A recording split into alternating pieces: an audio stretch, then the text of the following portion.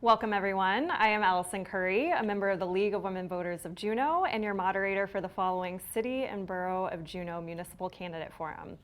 We are live tonight at 3:60. Thank you to our co-sponsors KTOO, Juneau Votes, the Juneau Empire, and the League of Women Voters for making this event possible. The CBJ municipal election is on Tuesday, October 2nd.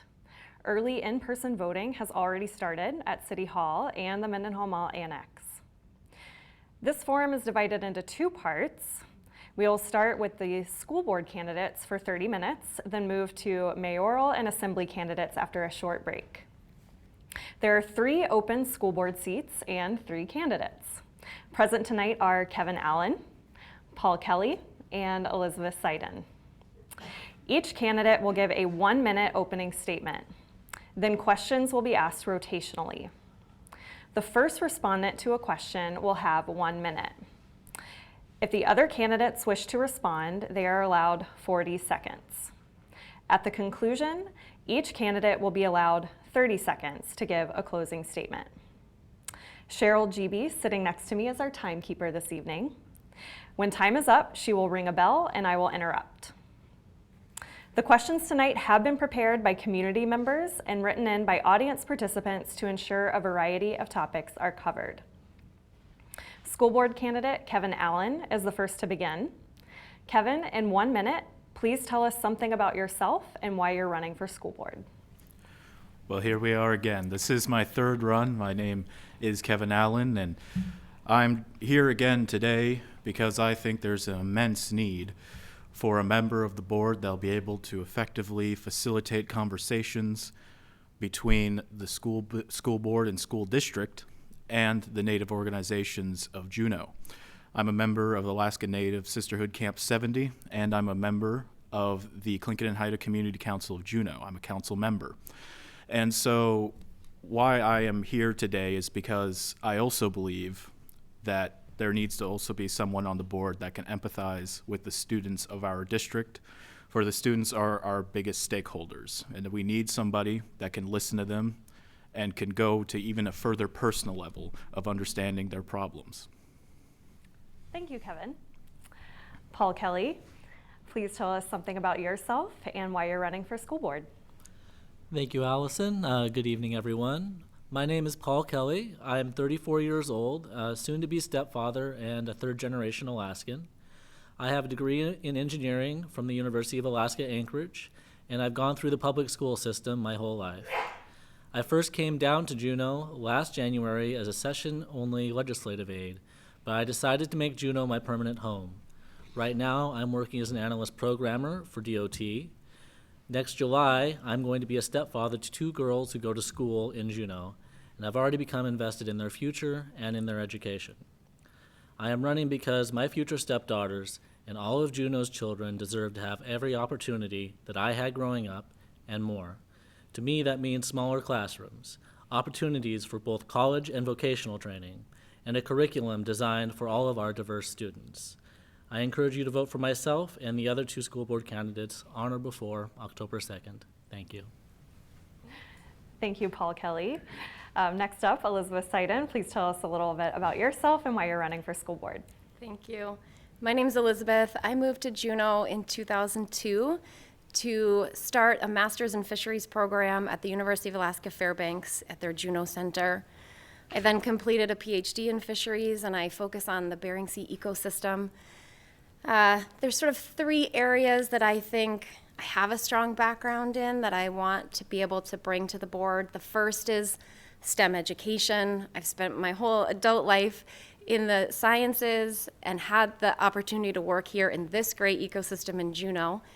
The second is special education program. Our son is in the special education program, so I feel like I am very familiar with it and also can advocate for families in that program. And the third is for early interventions. I am the statewide parent representative to the Alaska Early Childhood Coordinating Council and also a member of the Governor's Council Early Intervention Committee.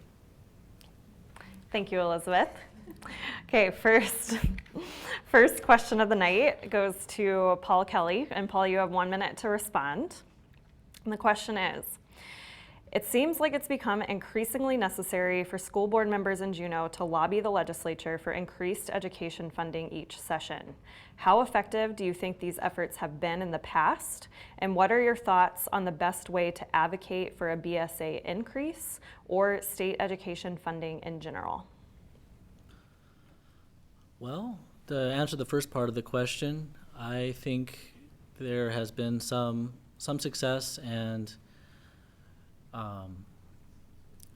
there's been some success to our efforts to lobby, as you can see from the most recent increase in our BSA. Honestly, I am still designing my strategy and learning what tools I have available to me in order to proceed in lobbying. So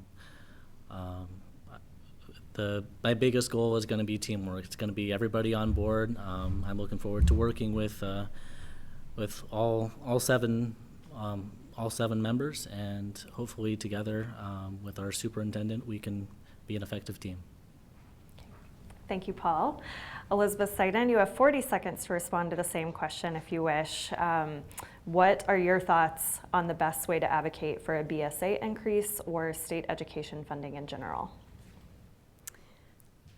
As I said the other day at our radio interview, I think it's great that the three of us bring a pretty diverse background, because I think Paul has experience already at the legislature that I think will be helpful to sort of mentor the rest of us. I have advocated at the legislature before in terms of Medicaid funding, and so I have a little bit of experience, and I think that there's sort of two sides to the coin. One, coming at it from sort of a deficit-based approach and advocating for why we need more things, but also coming at it from a glass half full approach of the great things the district is doing and showing that the, oh. Thank you, Elizabeth. All right, timer works. That's what that sounds like. Yeah. Thank you, Elizabeth. Kevin Allen, same question if you'd like to respond. Could you please repeat it? Sure. So how effective do you think lobbying efforts have been in the past for increased education funding? And what are your thoughts on the best way to advocate for a BSA increase and increase in education funding in general? Well, you know, our efforts have been absolutely stellar. When we look at the past year, the BSA has been increased by $100. So it went from $5,930 per student to $6,030 per student. So we've done tremendous work, I believe, in the district with how much work we have done advocating the legislature. And, you know, it's right at our doorstep, too. So to effectively advocate to them is not going to be that difficult at all. If we have our superintendent working with us, if we really coordinate with the board, me, Paul, and Elizabeth coordinate with the board, I think we could really come to more future possible budget increases to education. Thank you, Kevin. The next question goes to Elizabeth Seiden. And Elizabeth, you get 1 minute to respond. What plans and strategies do you have to help ensure the 40% of Juneau students who do not read, write, or compute at grade level achieve academic success? I am hoping that the experience I've had on both the Alaska Early Childhood Coordinating Council and the Early Intervention Committee can help sort of bridge into the school board the importance of early interventions, the importance of pre-K education and high quality early care, child care systems, that kids entering the district already at a deficit is something that I think is really tangible for us to improve on and do better for those kids entering the district and give them the advantage and step up to then continue learning at grade level, at or above grade level. Thank you, Elizabeth. Kevin Allen, same question. What plans and strategies do you have to help ensure the 40% of Juneau students who do not read, write, or compute at grade level achieve academic success? This goes in tandem with my plan of hopefully introducing again to the board that I think grants are an amazing way of finding alternative funding in a time where we're having a terrible budget crisis. And I think with the search of grants to find more, to build up more remedial programs within the district would be a great benefit. You know, when I was a student, I benefited from a program we had over at Thunder Mountain called Super Saturdays. Absolutely wonderful program, and it actually helped me a lot. And they even made me go there because my GPA was so low at one point. So I think it's programs like that what we could really find to help with that deficit. Thank you, Kevin. Paul Kelly, same question. I think I'd like to echo a few of Kevin's thoughts. I think the key is additional programs, stuff that's outside of our standard curriculum that perhaps the community can get involved in. I think more opportunities for the students to study outside of school time. I think more programs such as Best Starts for early childhood education to make sure that more students are prepared going in, and more assistance from the community. Thank you. Thank you, Paul. The next question, we'll start with Kevin Allen. Kevin, what are your strategies for reducing the threat of gun violence in our schools? And what role do you see for the schools in keeping our kids safer from gun violence, gun accidents, and suicide by gun?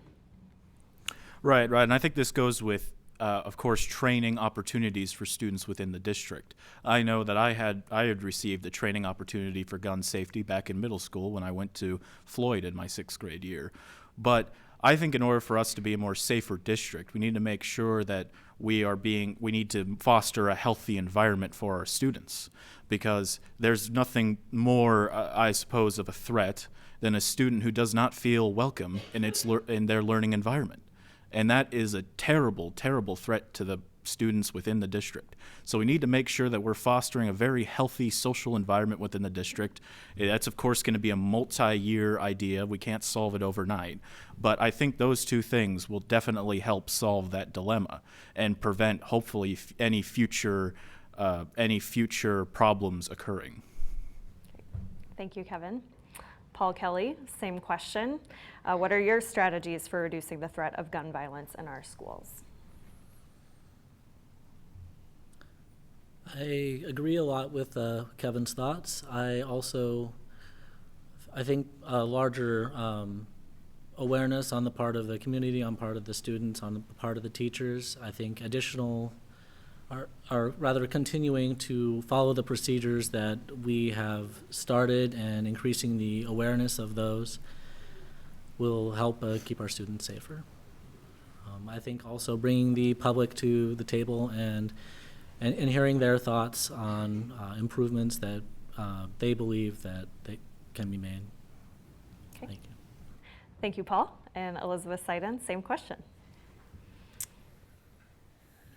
I think there's two parts that come to my mind. One is what Kevin touched on, the sort of social emotional development of young children, and then also as they move through the district, having counseling services available, making sure that classrooms are safe environments for every student in there to feel comfortable for learning.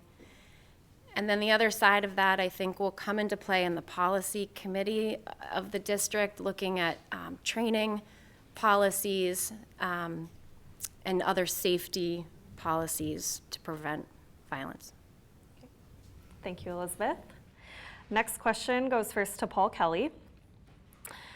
Alaska's Youth Risk Behavior Survey reports that 1 in 10 high school students had been physically abused by their dating partner, and 1 in 10 had been sexually abused by their dating partner. Do you feel that sexual assault, sexual abuse, and dating violence prevention education should take place in our schools? In what way would you suggest enhancing efforts to educate Alaska's youth on these important subjects? The answer is yes, absolutely. I believe that sort of education is crucial to preventing dating violence and other at-risk behaviors. I have found just personally in my journey that I'm learning things every day that I wish I would have learned as a younger person about showing respect for women, about communication, and even though, so basically, I just feel that absolutely, I think having qualified professionals coming in at the right time, at a crucial time in our children's youth when they're just starting to. Thank you, Paul. Okay, Elizabeth Seiden, same question. Do you feel that sexual assault, abuse, and dating violence prevention education should take place in our schools? And in what way would you suggest enhancing efforts to educate Alaska's youth on these important subjects? My answer is also yes, absolutely. I think it, again, has to do with safety and teaching kids how to feel safe. I've talked to parents who said that the education that their student received, although they were sort of aware and progressive, I think as parents, it gave the kids a language and a terminology to come home and be able to talk with the parents in ways that the parent didn't have at hand, even though they wanted to have those conversations. So I think to the second point of the question would be to increase the timing of when that happens, not just once. Okay. Thank you, Elizabeth. And Kevin Allen, same question. Could you please repeat it? Absolutely. Do you feel that sexual assault, sexual abuse, and dating violence prevention education should take place in our schools, and in what way would you suggest enhancing efforts to educate Alaska's youth on these important subjects? Well, this has affected me personally because as a student of the district, I knew a lot of my peers. And I knew that there was a lot of relationships going around in my peer group that were rather unhealthy. And what's troubling about this and why we have to come to solve it, hopefully soon, or at least touch up on the topic, is because this can be very traumatic. And it could affect them in their future lives, these students. And I think we need to make sure that we have effective counseling that really makes it so that if students are having relationship issues, we've got to make it so that in some way they can reconcile with those problems. And I think that we've got a lot of counselors in the district that do a really wonderful job. And I would definitely investigate how we could do better. Thank you, Kevin. Next question goes to Elizabeth Seiden first. We are currently experiencing lower school enrollment and funding from the state is flat. What suggestions do you have for increasing enrollment in our schools? Is the question asking versus homeschool options? Public school versus other options? Well, let me repeat the question. Okay. I did not write this, so I don't know what is in this person's mind. In general, we're currently experiencing lower school enrollment and funding from the state is flat. What suggestions do you have for increasing enrollment? Okay, well, I'll answer with the thought that maybe students are choosing other options than public schools. And I think one of the things that I focus on for increasing enrollment, but also enriching the experiences for students who are there under flat funding scenarios where we might not have the extracurricular or alternative classes available, is looking at community partnerships and drawing on what we have available in the community and the expertise and the passion and the knowledge and the local traditional knowledge that we have available right here from people in the community that I think are largely, would be willing and excited to come into the district and connect with students and be in the classrooms. Thank you, Elizabeth. Kevin Allen, same question. What suggestions do you have for increasing enrollment in schools? It's a very bleak reality because I've been looking at many budget documents and they would also mention student population. And one of the sad things is that we've been decreasing in the district almost every year from FY13. That's as far back as I could find it. And I would have to agree with Elizabeth that perhaps it is parents that are taking their students to go to perhaps other opportunities in Juneau to get an education that perhaps they're not achieving at the school district. But it's also a question of just the student population of Juneau in general. Sadly, there's not much we can do to increase it when we're talking about the population of Juneau. Okay. Thank you, Kevin. And Paul Kelly, same question. What suggestions do you have for increasing enrollment?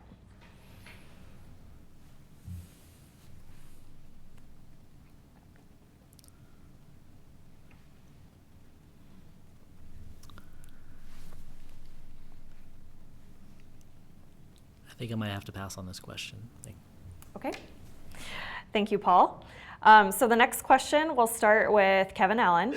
This is a follow-up enrollment question. So despite high school enrollment being on track this year, district enrollment overall has declined by several hundred since Thunder Mountain High School opened. Also, some high school sports teams are merging due to travel costs and participation numbers. Should the district examine the possibility of combining the two high schools again in the future, and why? Deja vu. This was a question asked last year, too. Now, I'm going to be honest, and this is in no way connected to my student career of also being at Thunder Mountain, thinking that, well, should we shut down one of the high schools? I don't think at all one of the shutdown of either one of the high schools would be necessary at all. And I've looked into this even further, and I know for a fact that JD no longer can hold the 1,800 students it may have been able to in the past. The facilities have been cut in it. There's a recent school that has entered the building and is now working inside the building, so it cannot hold the students as it used to years ago. And another thing is that TM does not have the capacity for all those students too if we decided to go to only one high school. So I think the efforts we've been doing to merge the activities of the schools was necessary, and it's going to come with bumps, but I hope it's not going to be permanent. Okay, thank you, Kevin. And Paul Kelly, same question. Should the district examine the possibility of combining the two high schools again in the future, and why? I don't think that they should examine combining the two schools in the future for a lot of the same reasons that Kevin alluded to, namely that the schools are pretty much, they wouldn't have the capacity, I think, to remerge.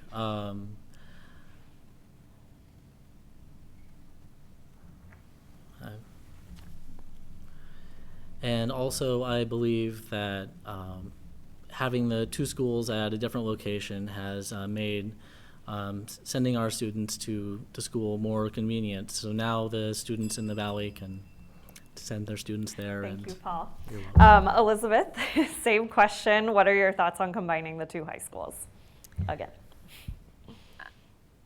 I was not as engaged when I think Juneau had this conversation a few years ago with the decision to open the second high school.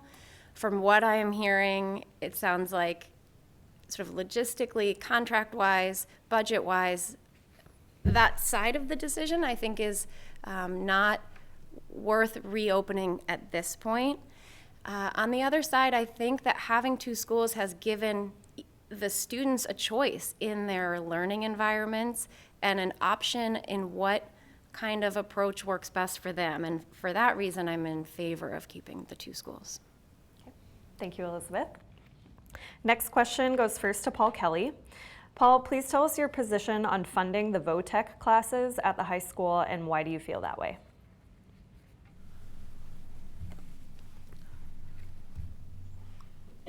So it's been a part of my platform. I believe that the students should be given more opportunities in their education. I believe that education should not just be the path towards college as it's often thought of.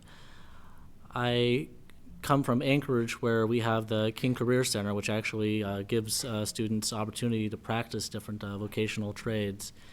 And I think giving students more of those opportunities is going to be highly beneficial to our diverse and unique population. Okay. Thank you, Paul.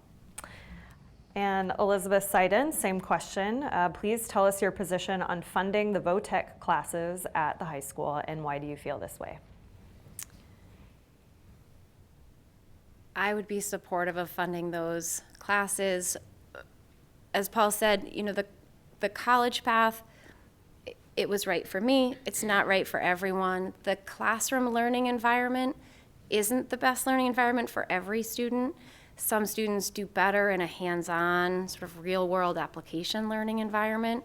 And so I think we need to give those opportunities and also sort of inform all the students of what those options and opportunities are, and then prepare them for those careers so that when they graduate, they're ready to step into those career paths as well. Thank you, Elizabeth. And Kevin Allen, same question. Please tell us your position on the funding the VOTEC classes at the high school, and why do you feel that way? Well, I feel that it's absolutely necessary when we're talking about career technical education. I think it's totally necessary because of just as what Elizabeth had mentioned, all students learn differently.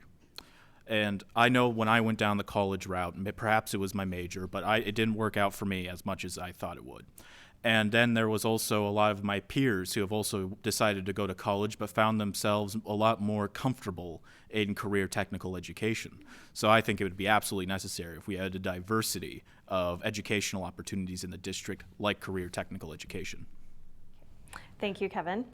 So we have time for one more question. Squeeze in. We'll start with Elizabeth Seiden.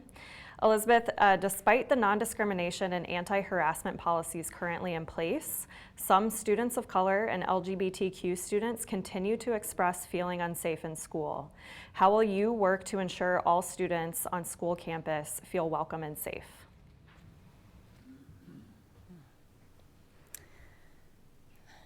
It's a great question, and I think that it is a question of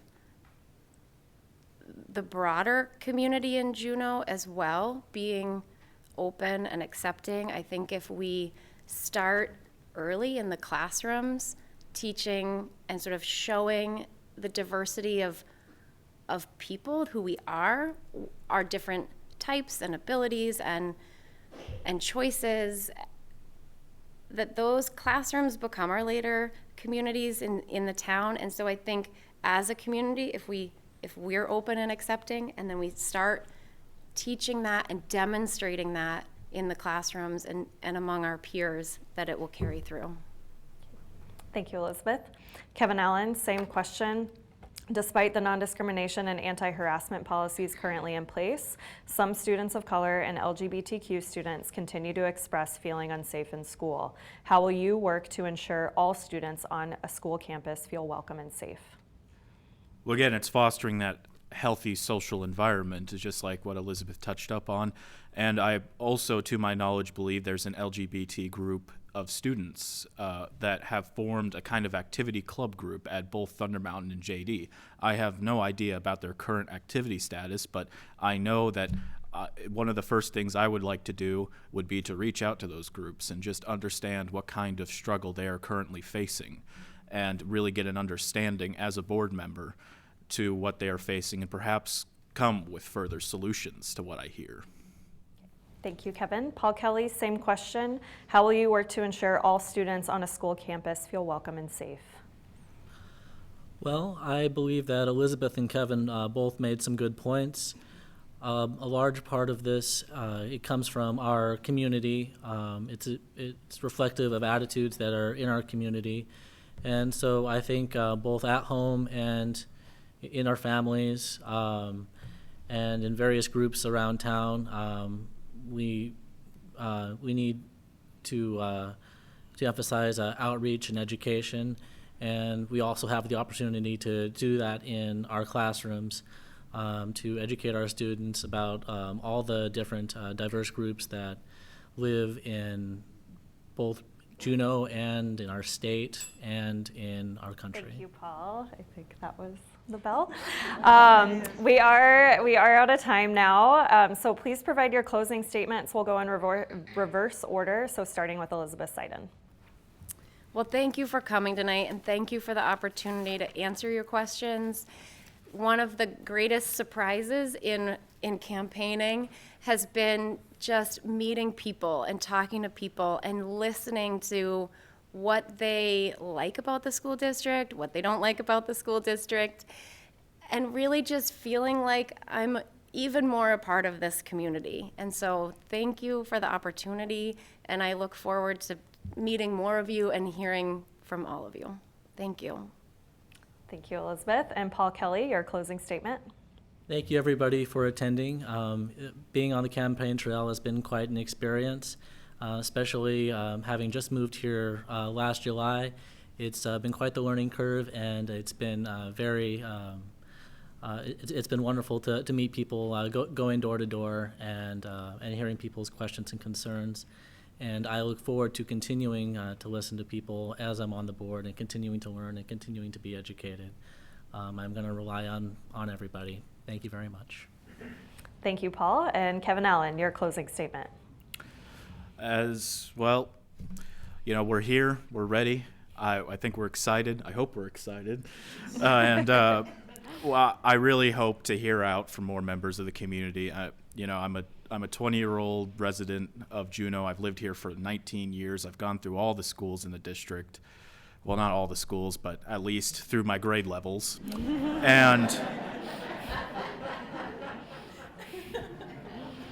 I would just like to say, please come out to our school board meeting that's going to be on October 9th, where we're all going to be sworn in. Thank you. Thank you, Kevin, and thank you so much, school board candidates, for participating this evening. This does conclude the school board portion of the forum. There will be music for about 5 minutes while the mayoral and assembly candidates get seated.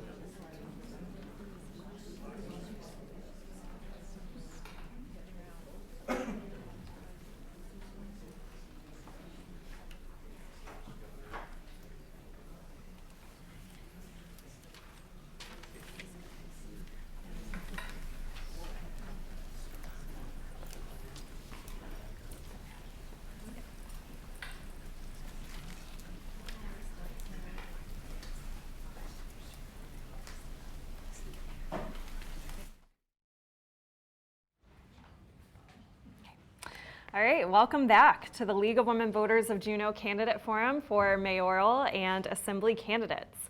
Again, my name is Alyson Currey. I am a member of the League of Women Voters of Juneau.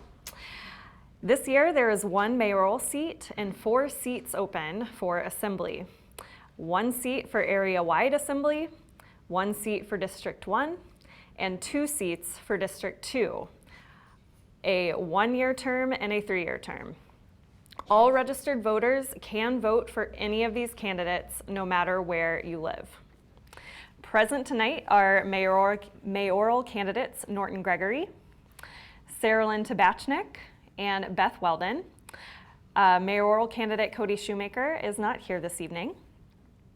Area-wide assembly candidates Carol Treem and Tom Williams are here. District 1 candidate Lauren Jones. Thank you, Lauren. And then District 2 candidates Wade Bryson, Don Haviger, Michelle Bonet-Hale,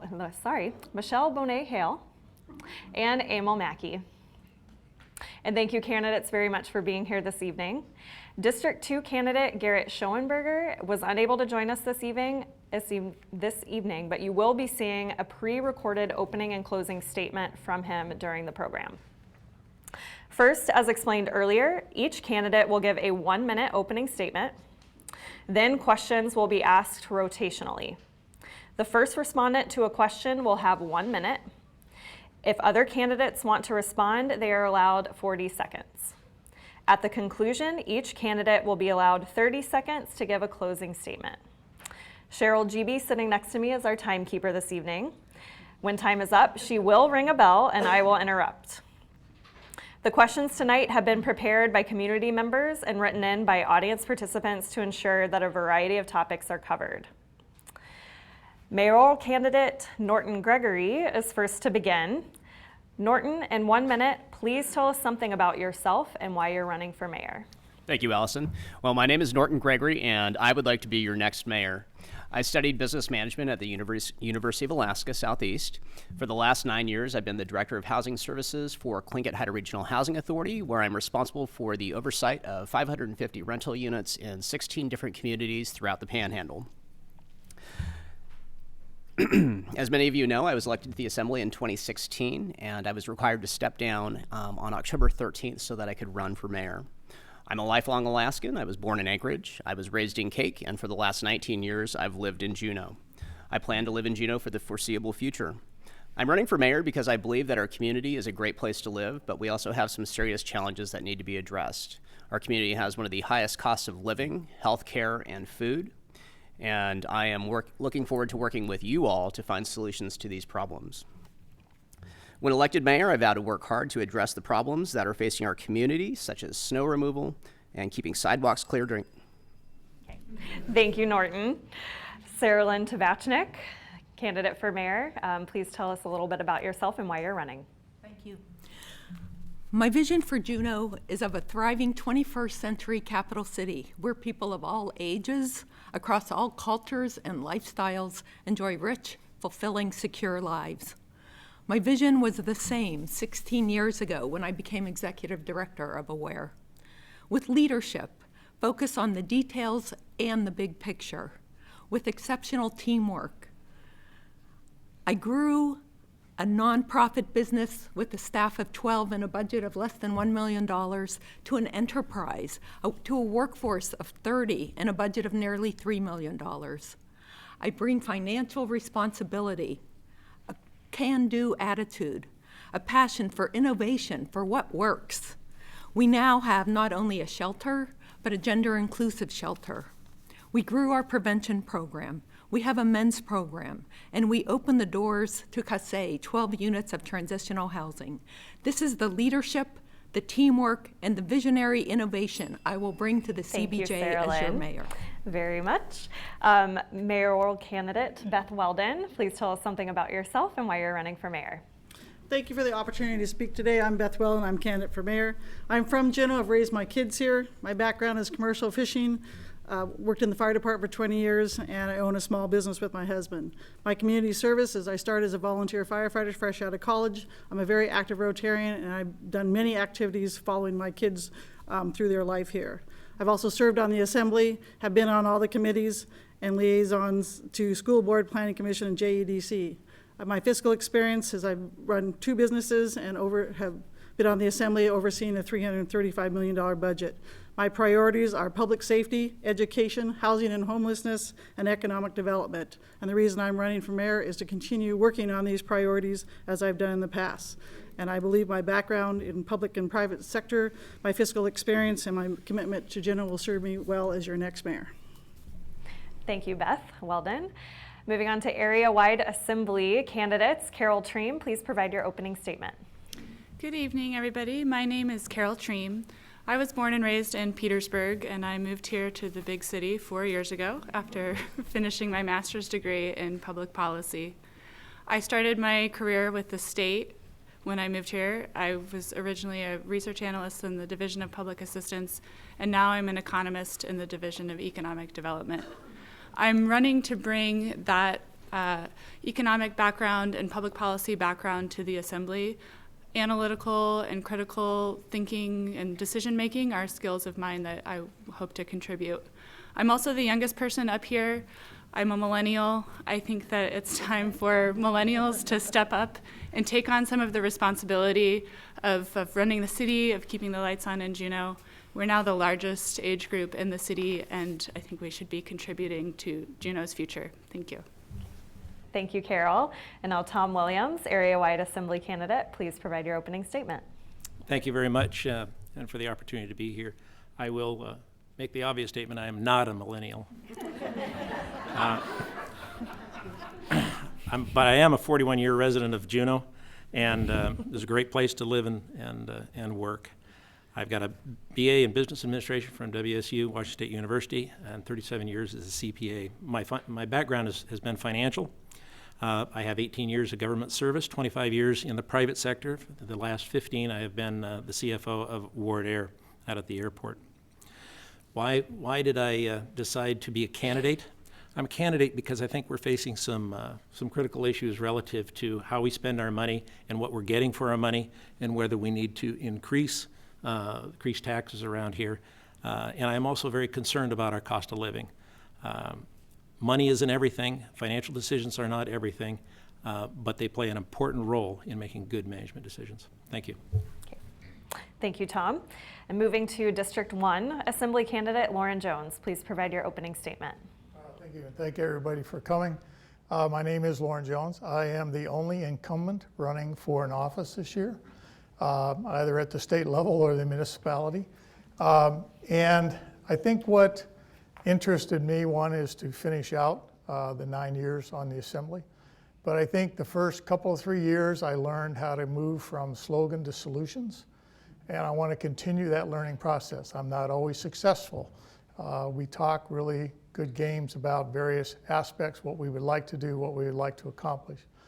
And it's a struggle to move that from the slogan to the solution. And I think I've learned a lot, and I want to continue that learning process, and I want to continue to serve Juneau in that capacity. This will be my last term.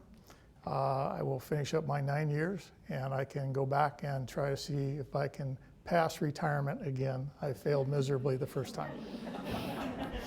Thank you, Lauren. Moving to District 2 Assembly candidates. So Wade Bryson, please provide your opening statement. Hello, I'm Wade Bryson. I'm a candidate for District 2. I've been a 23-year resident in Juneau. My wife Christine is in the audience. We have 5 children. We've been parents of the Juneau School District for 17 years. We have 3 graduates of the Juneau School District, and we have a senior at UAS. So we're fully vested in Juneau's education system. I'm a small business owner. I own multiple small businesses. I know what it takes to create and actually build a job, build a business here in Juneau. I know what it takes to create new jobs and to sustain those jobs. And I have the unfortunate knowledge of what causes a business to close here in Juneau. As the host of Problem Corner that I've hosted for the last 10 years, I've listened to the issues of the community. I've helped people solve their problems. And I think that that's a great experience for being on the Assembly. It's made me start to really, I enjoy helping people, and I see serving on the Assembly is the way that I can help the most people possible. Thank you, Wade. District 2 candidate Don Haviger, please provide your opening statement. Good evening. I'm Don Excuse me. Don Habiger, candidate for District Assembly 2. First, I want to thank our sponsors for tonight's forum and our audience. It's great to have a community conversation. My wife Carolyn and I have called Juneau home for 39 years. We have raised our sons here, and our grandchildren are now living here. We plan on staying involved in our community. I'm a candidate for the Assembly because I care about the welfare, success, and safety of my family, our friends, our neighbors, including those I haven't met yet, i.e. our community. I'm concerned about the state of our local economy. KINY recently reported we're experiencing job loss, outmigration, total earnings decrease. As an antidote to these community conditions, I'm running with 3 goals in mind: a balanced CBJ budget, economic development and growing jobs, and retaining and strengthening our essential public services. Okay, thank you, Don. District 2 candidate Michelle Bonet-Hale, please provide your opening statement. I'm Michelle Bonet-Hale. I was born in Juneau, and I've lived my life in Juneau and the rest of Alaska. When I was young, I lived on Prince of Wales Island, and we fished and bought fish, and I still hold a handful permit. And then I went away to college and got a degree in chemistry, came back, and I've had a 30-year career in water quality. I've run a private lab. I worked at the Kensington Mine as an environmental coordinator. My last job was with the state. I was the director of the Division of Water with Department of Environmental Conservation until last November. In that position, I had a $20 million budget and a staff of 130. I also took the division through years of budget cuts that came at us from the legislature. I have a very strong understanding of budget and financial reality. And I love Juneau, and I want to serve Juneau. Thank you. Thank you, Michelle. And now Emil Mackey, District 2 candidate, please provide your opening statement. Sure. My name is Emil Mackey. I was born and raised in Little Rock, Arkansas, and moved here to Alaska in 2007 after finishing my PhD in public policy from the Fulbright School of Public Policy at the University of Arkansas. Since then, I have also finished a second master's degree in education from the University of Alaska Fairbanks. I've worked for the University of Alaska Fairbanks. I've worked for the University of Alaska Southeast. I've also worked for state government since moving to Alaska. Prior to moving to Alaska, I also worked in the private sector, working as actually a hurricane adjuster, and traveling around, getting my hands dirty and crawling up on roofs and getting over my fear of heights. So, I've only got 15 seconds, so I'm just going to say the reason why I ran is because I'm currently on the school board, have been since 2015. We need to maintain a strong relationship between the Assembly and the school board, and I will deliver that, among other things. Thank you, Emil. That is a minute. And our last opening statement tonight will be from District 2 candidate Garrett Schoenberger. We will play his video now. We did give him more than a minute since he was not able to be here this evening.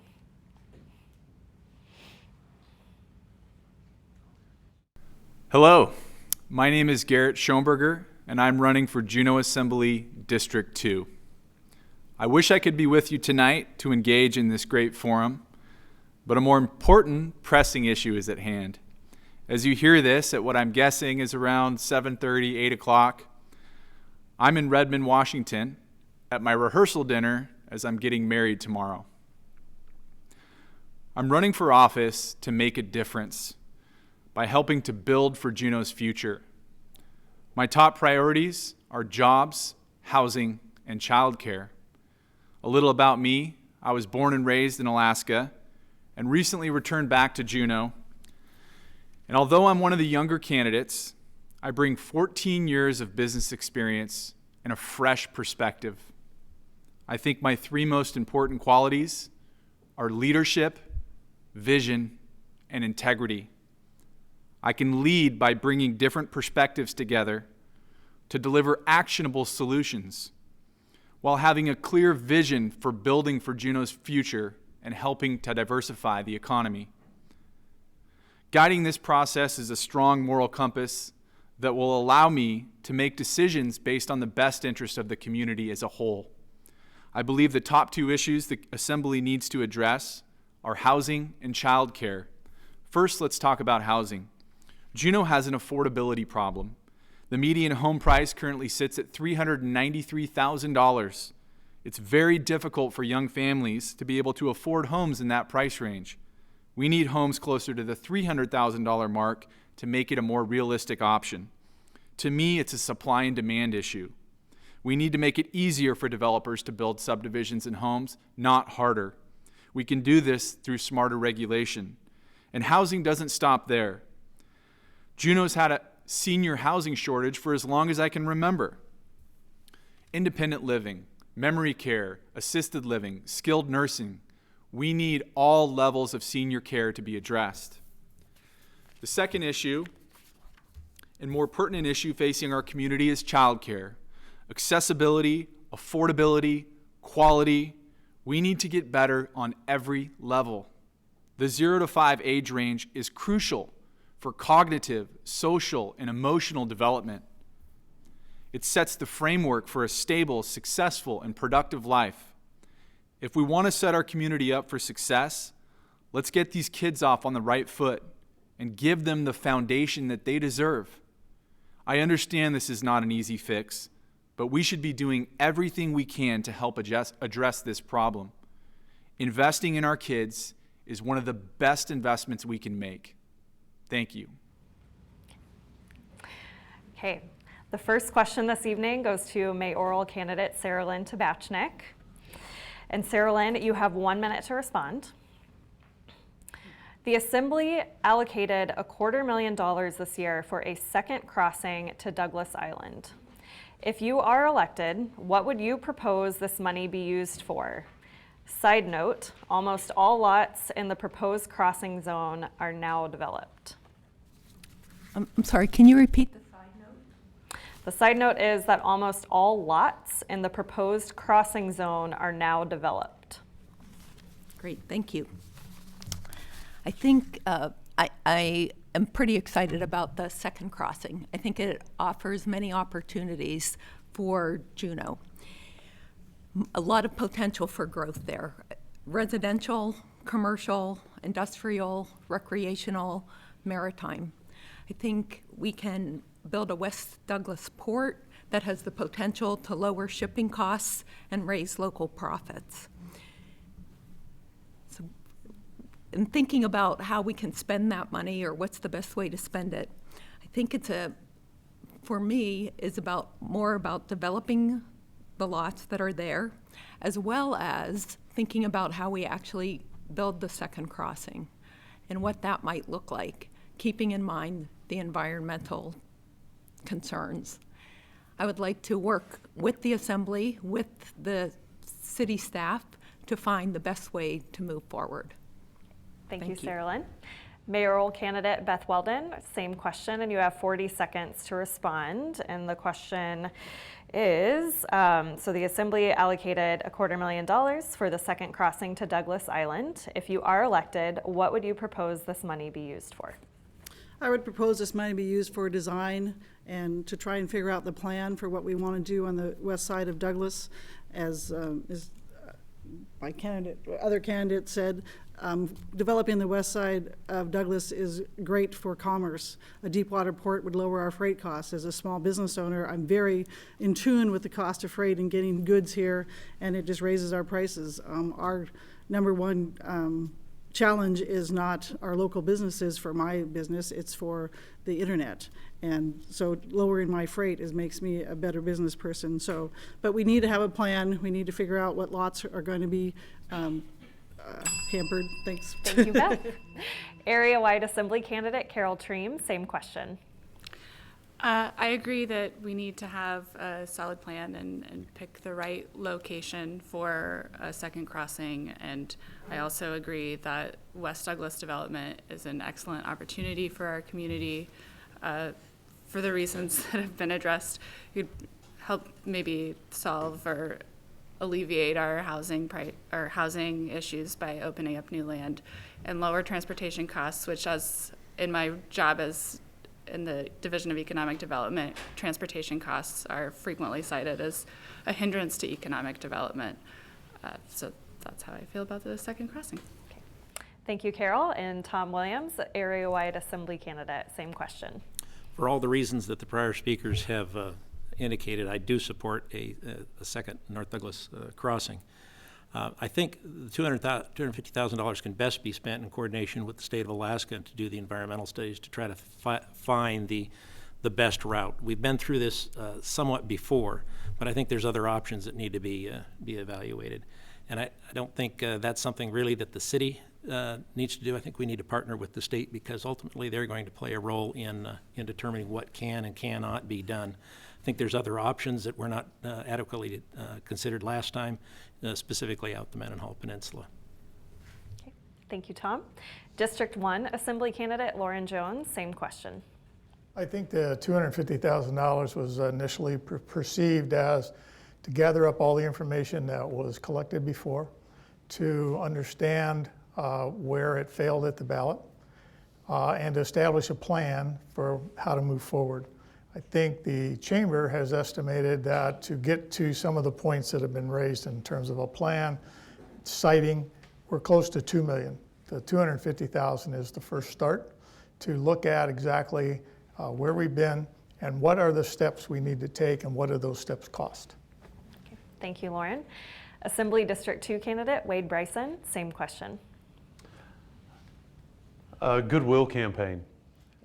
Project of this size and this magnitude and this impact, we all know in this room that that is going to be a controversial topic that is polarizing, and people are going to be very strong in their opinions about it. If we get ahead of that, instead of saying do we want it or not want it, if we take the approach with folks and say, hey, we're building this project, what are the potential problems that are coming up, and how can we mitigate those projects for the people who don't want the project? If we can make this a more palatable project, we all understand the economic benefits of doing it, but we should do it in a way that satisfies the most people possible. A design study for the lowest economic cost would also be helpful. Thank you, Wade. District 2 candidate Don Habiger, same question. Well, when my colleagues are ready, I just agree with them. There are a number of great answers that are already here. I do think, actually, I'm supportive of Lauren's comments that if we can further design and begin to use some of the old data that we've already collected and can further the project, then that's the proper way to spend $250,000. $250,000 for a project of this magnitude is not a great deal of money. Partnering with the state is a great option. So I support using it to leverage other resources. Thank you, Don. Assembly District 2 candidate Michelle Bonet-Hale. As Wade said, I think when we, and Lauren said, when we gather that information, it's also a really good opportunity to be talking with the community and actually working with the community, holding meetings so that people can have an understanding of what we're actually talking about so it doesn't become yet another polarizing issue, which we're so familiar with here. In terms of West Juneau development, that's important, but it's also important to do that carefully because we don't want to add to the existing tax burden the additional development in West Juneau. So it needs to happen, as in the comp plan, planned. Thank you, Michelle. Emil Mackey, District 2 candidate, same question. Yeah, design and planning. That's basically what we should use it for. So for the remainder of my time, I would like to state that I am concerned about one thing, though, and that is that I think the bridge to Douglas, the second crossing, I would urge some caution because we're selling it as a panacea to fix a lot of different problems, such as affordable housing. When you build that bridge, though, it doesn't matter if you're building a bridge, a road, a railroad, whatever. It's going to inflate the property value right away. And so it's really, we cannot predict with 100% accuracy what's going to happen. If we're going to do it, I would say, just say we're going to improve the quality of life, and we hope. Thank you, Emil. Time's up. And last but not least, mayoral candidate Norton Gregory. What are your thoughts on this issue? So I believe that we need to continue to analyze our options, exploring West Juneau and the backside of Douglas. Some of the first things that come to mind are recreational opportunities and housing opportunities for our community. We have Eagle Crest over there. It allows users from Auk Bay and the Valley to be able to get to that area a lot quicker. I think about how sunny it is on the backside of Douglas, and I live in downtown Douglas. I love living downtown Douglas. We got great neighbors, but I can tell you that I would really love to be on the backside of Douglas where it's nice and sunny. I also think about, Gold Belt, who owns a lot of the waterfront property over there, and giving them access to develop that property. The city tends to own the uplands over there. I think about. Thank you, Norton. Okay, next question goes to Beth Weldon, mayoral candidate to start. Beth, our community has unmet needs regarding mental health care. What do you think the city's role is, and how would you address the gap between the need and services currently available? Thank you for the question.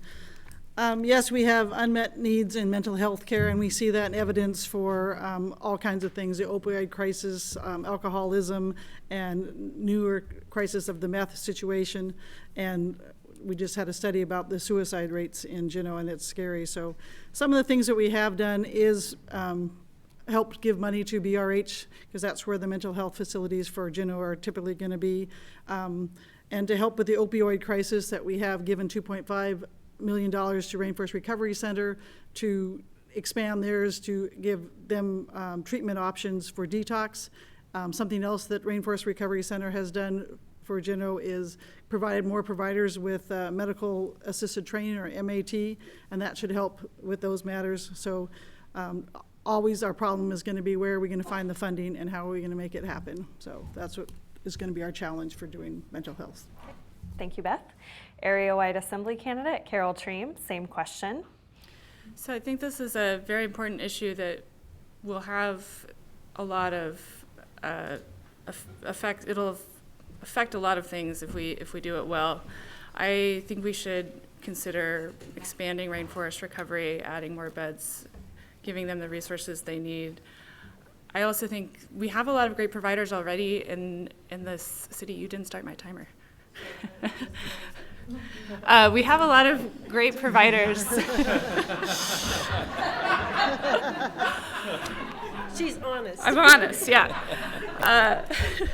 Who are already working on this. And I was at the Recovery Fest this weekend, and I saw booth after booth of providers who are addressing this issue already. So I think the city can play a role in coordinating, in listening to those providers and what they need from the city, and having them work together, open a dialogue about what will best serve our community in this regard. Thank you, Carol. Area-wide Assembly candidate Tom Williams, same question. Very candidly, I'm not very familiar with the issue. Obviously, there's a problem. There's an opioid problem that affects people. I would have to learn more about it before I would say that just what the city should do in jumping in. But whatever we do, we need to be able to measure the results and see if we're getting actual results, other than just putting money towards something that makes us feel good. We really want results to help this situation. Thank you, Tom.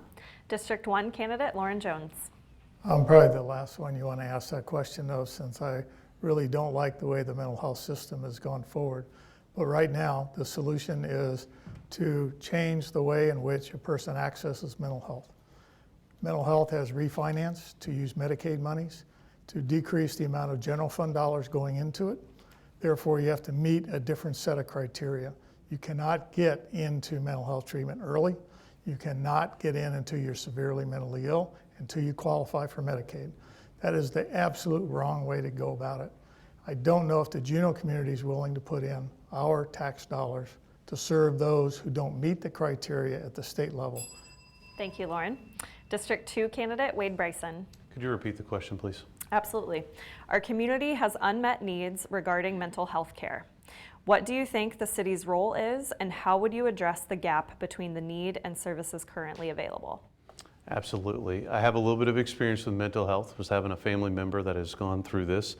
And the biggest issue that mental health is facing right now is the lack of qualified psychiatric care. Anyone who's tried to get psychiatric care in this community knows that it's very difficult. You either have to pay cash, be on a waiting list, see a traveling locum doctor, which is only a temporary doctor, and until Bartlett can truly address and get qualified psychiatric care that is going to live here in Juneau and not be traveling or here temporarily, I think that's the greatest obstacle right now to improving our mental health capabilities here in Juneau. Thank you, Wade. District 2 candidate Don Habiger. Regarding mental health, I think there are a number of things that our community does well. The Juneau Community Foundation is one of those. The city adds to that with their Hope Fund, and I would continue to follow that process. Just having community involvement at that level, providers in on that conversation on an annual basis, I think best answers that question and helps bridge that gap. And I would continue those processes and be participatory with CBJ funds as necessary. Thank you, Don. District 2 candidate Michelle Bonet-Hale. Mental illness is something that touches most of it, even whether we know it or not. So many of us in this room have family members or friends that have experienced mental illness. There is an organization called NAMI, the National Alliance for the Mentally Ill. The Juneau chapter is recognized across the nation as really progressive and really doing a lot for mentally ill people, for families of mentally ill people. I would partner with them, I would work with them. I think that's a really excellent way to start. And be kind. Be kind to those people who have this difficult problem. Thank you, Michelle. District 2 candidate Emil Mackey, same question. Sure. So when we talk about mental illness, there's a lot of barriers to access. And one of the things we're doing real well right now is actually supporting Housing First. And I think that is key to actually addressing the gap in the future. The reason why is because investing in Housing First has significantly cut the reliance on other services. So our police are more effective and able to respond to other things, same for our EMTs and across the board. By releasing those services from having to deal with mental illness, it's going to allow us to reinvest those things into actually filling that gap later on through those savings. Thank you, Emil. Mayoral candidate Norton Gregory, same question. May I have the question one more time, please? Yes, you may. Our community has unmet needs regarding mental health care. What do you think the city's role is, and how would you address the gap between the need and services currently available? I do agree that the city has unmet need that needs to be dealt with. One thing that I have done is I had an opportunity to talk with members of the Mental Health Trust Board about this issue and told them that Juneau would be a great place to have a mental health care facility. Right now the state has one primary facility, which is API out of Anchorage, and it's very difficult to get in there. We need a second. I see financial opportunity for our community where we can build a facility where we have professionals that want to live here, and we have other individuals from around the state that travel here for the care that they need. We have professionals in our community that have insurance and that have money, and they struggle to find the care that they need. I tend to think about the homeless people who have very few resources and the issues that they're dealing with to find the care that they need. Okay, thank you, Norton. And mayoral candidate Sarah Lynn Tabachnik, same question. There are some things happening in our community that I think are really helpful in addressing this. The Alaska Association of School Boards wrote a multi-million-dollar, multi-year grant for this, working with the Juneau School District, with AWARE, with Central Council of Tlingit and Haida, and other community partners to address trauma-informed care within the schools and working with kids and with providers so that they have skills to address the needs of children in the schools. Additionally, there's a program called Rock Juneau, Raising Our Children with Kindness, again, to mitigate the problems that exist. Thank you, Sarah Lynn. Okay, next question. We'll go first to area-wide assembly candidate Carol Treem. Carol, what do you want CBJ's role to be in working with the issue of climate change? I'm really glad that you asked this question. This is something that keeps me up at night when I think about the future, and I hopefully have 4 or 5 decades left in my life here in Juneau, if not more. So I think that we are absolutely going to see the effects of climate change in that time and sooner. And I think we're at a point where climate change is happening. We're not stopping it. We can maybe mitigate it at a global level, but it's going to happen, and we're going to see the effects here in Juneau. And we need to be planning for that. We need to plan for how we're going to deal with the increase in avalanches and mudslides and the loss of our fishing industry, possibly the effects on other industries. So I want CBJ to start thinking about really long-term planning for climate change right now, how we're going to mitigate those problems that we have very little control over. Thank you, Carol. Area-wide Assembly candidate Tom Williams, same question. I would agree with almost everything that Carol said relative to we really can't do a lot about it. There is some things that are happening, that's for sure. As far as specific things that the city should be doing, I'm not sure that just what we can do, quite frankly. We can look towards seeing what is likely to happen and try to take steps at the city level to mitigate it. I really don't have anything different than what Carol said. Thank you, Tom. District 1 candidate Lauren Jones. Example of slogan to solution, think globally, act locally. The borough can deal with our existing buildings, changing the heating plant, going from fossil fuel to air source heat to water source heat, ground source heat. We can purchase more electrical vehicles. We can purchase more electric buses. We can winterize our public facilities. We can winterize our schools. We can encourage people in the community to do the same so that we have less fossil fuels coming into our system. We hopefully put less pollution into our waters. Our fisheries are going to be affected globally. Little we can do, but we have to be able to react to that. But I think the things we can do locally, the things that limit our use of fossil fuel, that decrease our carbon footprint, is what we can do and what we should be doing in this community, irrespective of what goes on globally. Okay. Thank you, Lauren. And District 2 candidate Wade Bryson, same question. What would you want the CBJ's role to be in working with the issue of climate change? I liked a lot of the answers that have already been given. Who wouldn't want to see electric buses, greener energy, more electric vehicle stations? But that all costs money. So I think the greatest thing that the city can do is maintain strong fiscal procedures to make sure the city's in the best fiscal position possible, so that way when it comes time to pay for these advanced technologies that bring us into the next generation of greener energy, we can afford to do so. But I also think we have an advantage of being one of the greatest tourist attractions of North America. We have this platform to teach the entire world how important climate change is, and we do it. 1.1 million visitors a summer. That's what we're teaching them. Thank you, Wade. District 2 candidate Don Habiger, same question. I like the market driving our response. And what I mean by that is there are certain economic advantages for change. One of those, and I was recently had a conversation with Mr. Mitchell, who is an advocate of electric vehicles, and the fact that they get more torque and you get better energy outcome and less cost at the end of a year sounds pretty good to me.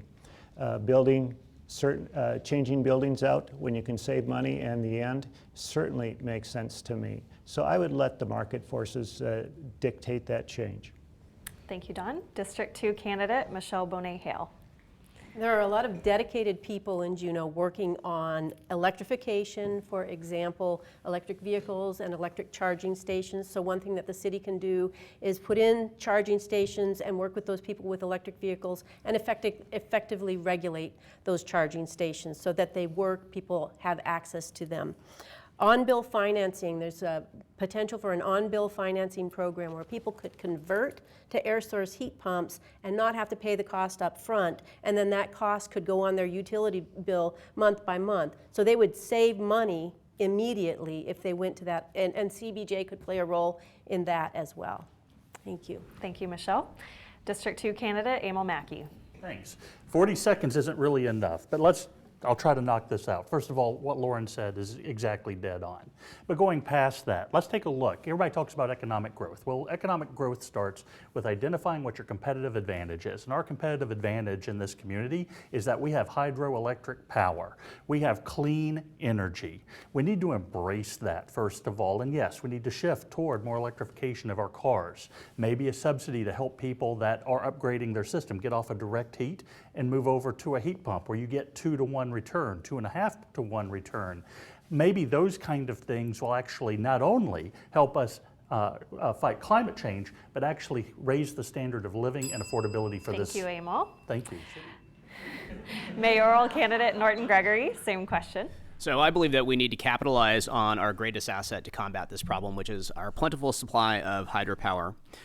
We have a plentiful supply of hydropower with Lake Dorothy, and today I had a chance to talk with Connie Hulbert and Alec Mesdag of AEL&P about this very issue and to find out just exactly what that looks like. And so we have no shortage of hydropower, but when Juneau is ready to take that next big giant step, there's additional power available at Lake Dorothy. We need to tap into that when we're ready to. I think that we need to have a plan to make that happen.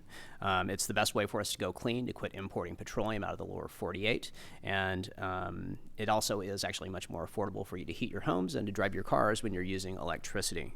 So I think that our warming trends are going to... Thank you, Norton. Mayoral candidate Sarah Lynn Tabachnik. Thank you. Juneau has a climate action and implementation plan. Also, earlier this year, the Assembly adopted a renewable energy strategic plan. I think all we need to do is implement those plans. One of the elements of the strategic plan was that CBJ be a model for all of us in the city, which I think is beautiful, right? Because it trickles down. So if the city is using renewable energy for heat sources, for vehicles, not just for CBJ fleet, but also for city buses, I think we're at a great advantage, looking at transportation and heating as well. Thank you, Sarah Lynn. Mayoral candidate Beth Weldon. Thank you. The Assembly did pass a Juneau renewable energy strategy as a resolution, and we do need to follow that. Our goal is 80% renewable energy by 2045. So one of our first things we could do is every department should go through an energy management program and see where we can be more energy efficient and use technology to help us do that. We also need to conduct energy audits on our buildings that we own or lease and see if there's ways that we can improve the way we operate in those buildings. A new city hall is on the forefront, and if we do build that, we need to make sure that's the most energy efficient as possible. We are doing electric buses, and we should look at our fleet to see if we should go to electric. Thank you, Beth. Next question goes first to area-wide Assembly candidate Tom Williams. Tom, there has been a recent uptick in crime in our city, and the police department struggles to fill positions. What do you see as a solution to this dilemma? One thing I was very happy to hear that it looks like we've been able to fill a couple of those positions just recently. We've got some interest, and there's been a fair amount of interest in recruitment. I was happy to hear that. You know, I think we ought to play to our strengths. Again, not everybody wants to live in a large city. Not everybody wants to deal with the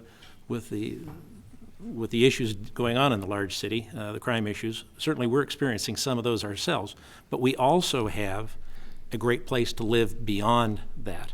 I think we need to emphasize that as we try to sell coming to work for the CBJ. If we need to increase the salaries of our police, then we need to consider that as well. But I think primarily we need to focus on the strength of our community as a good place to work and live. Thank you, Tom. District 1 candidate Lauren Jones, same question. I think the police department is doing an excellent job trying to recruit. I think they run against the same issue a lot of businesses run against. There's not quite the demand. The people coming up looking at law enforcement as a career is not something that they pay attention to. It's not something that they want to do. Irrespective of that, our community has to come together in terms of understanding crime as a lot of the crime we're experiencing are crimes of opportunity. You know, lock your car, lock your house. things people don't want to do, but we can decrease some of the crime of opportunity by doing that while the police department works on that. District 2 candidate Wade Bryson, same question. All right, so everybody's tired of the crime. It has lowered our quality of life. And it's the flow of drugs, the drug epidemic that has caused a majority of the crime. If we invest resources, and they just received $2 million from the state, to fight the drug interdiction, stop the flow of drugs coming into our community, that will do the most for lowering our crime. There could be additional things that we could do outside the box, additional drug dogs, a turn in your dealer program, make it simpler to just have junked or abandoned cars or an amnesty day so that the police don't have to deal with that.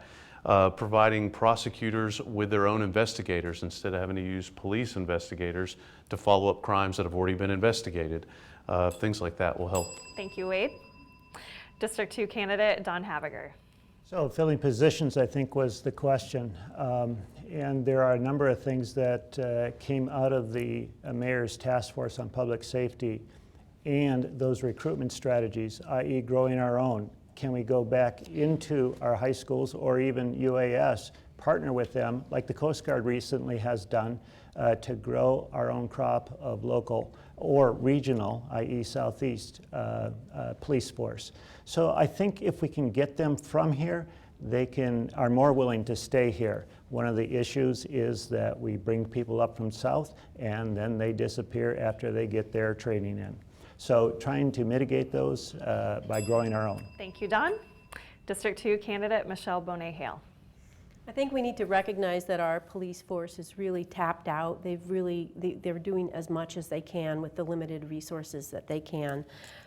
Someone here tonight talked about the statistics from that first Housing First building and how much that reduced the need for police officers to be responding to a lot of issues and bringing people to the hospital, for example. So building another Housing First building is really important. I mentioned this earlier at the Chamber of Commerce. The police chief himself has talked about the poor retirement system and the low pay as being disincentives. We need to think about addressing that. Okay. Thank you, Michelle. District 2 candidate Emil Mackey. So, first of all, I'm not a police officer. I'm not going to pretend to be a police officer. I'm not going to give solutions because I'm not qualified to give solutions. And I think some of us need to take a step back and kind of realize that. I do recognize there's a problem. I believe that the strategy that has been put forward is probably a good strategy, but retention and recruitment is really the crux of this. Everybody loves to talk about economics until you get to labor economics, but if you're not paying enough to recruit and retain your people, then you're not paying them enough. And that's really the crux of this problem that we need to solve. Thank you, Emil.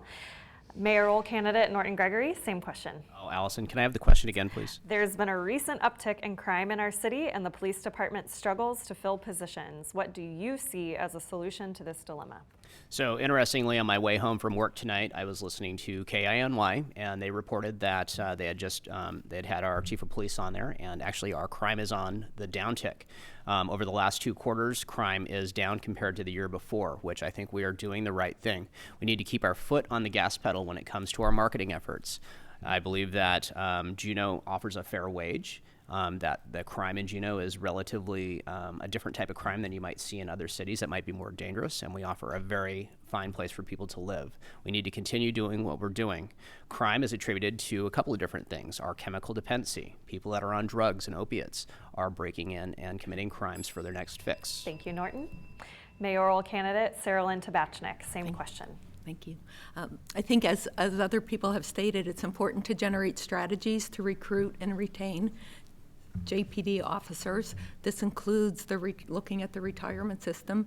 Tier 4 doesn't really get people to stay on board, and we need to look at that because public service deserves a retirement system that works. There's also the possibility of creating a misdemeanor probation officer. So in this way, taking over where pretrial leaves off. This was one of the recommendations from the Mayor's Task Force, and it's about accountability, and I think we need to have accountability for criminals. Thank you, Sarah Lynn. Mayoral candidate Beth Weldon. So this past budget cycle, we did give extra money to the police department for recruitment. We also did raise their wages a little bit. And the other thing we did was lower their workload a little bit by doing 2 civilian investigators. And we need to continue that work by giving them probably another dispatcher and another record keeper or 2. One strategy that might work for them, that worked from the fire department, as chief officer, I was in charge of a scholarship program, and many of those students now are on the fire department. And so the police department, we could consider teaming with UAS and the police department and see if we can do something similar there, as Mr. Habiger said, to kind of grow our own. The other thing we need to look at is different recruiting pools. As the armed services backs down a little bit, perhaps those could be. Thank you, Beth. Please don't. Area-wide Assembly candidate Carol Treem. I agree that we need to talk to JPD and Capital City Fire and Rescue and listen to them about what they need to solve their recruitment and retention problems, and the answer is probably money. They need to be able to pay a competitive wage to attract and keep people here. I'd also like to be able to offer police officers the training and the resources they need to best deal with crimes that are committed by people who are suffering from addiction, so that they're treating those people humanely and that those people are getting the treatment that they need to get off the streets and to stop committing crimes. Thank you, Carol. Next question goes first to Lauren Jones, District 1 candidate. Lauren, what measures can the CBJ take to encourage retirees to stay in Juneau? I think the steps we can take, I think, are to encourage our hospital to branch out, to be able to provide for the community care that persons that grow older need. I'm learning a lot about that as I mature. I think we need to look at housing. We need to look at assisted living. We need to be able to provide for the needs of the individuals as they then need from us. I think we can be a welcoming community. I think we offer lots of volunteer activities and lots of volunteer opportunities.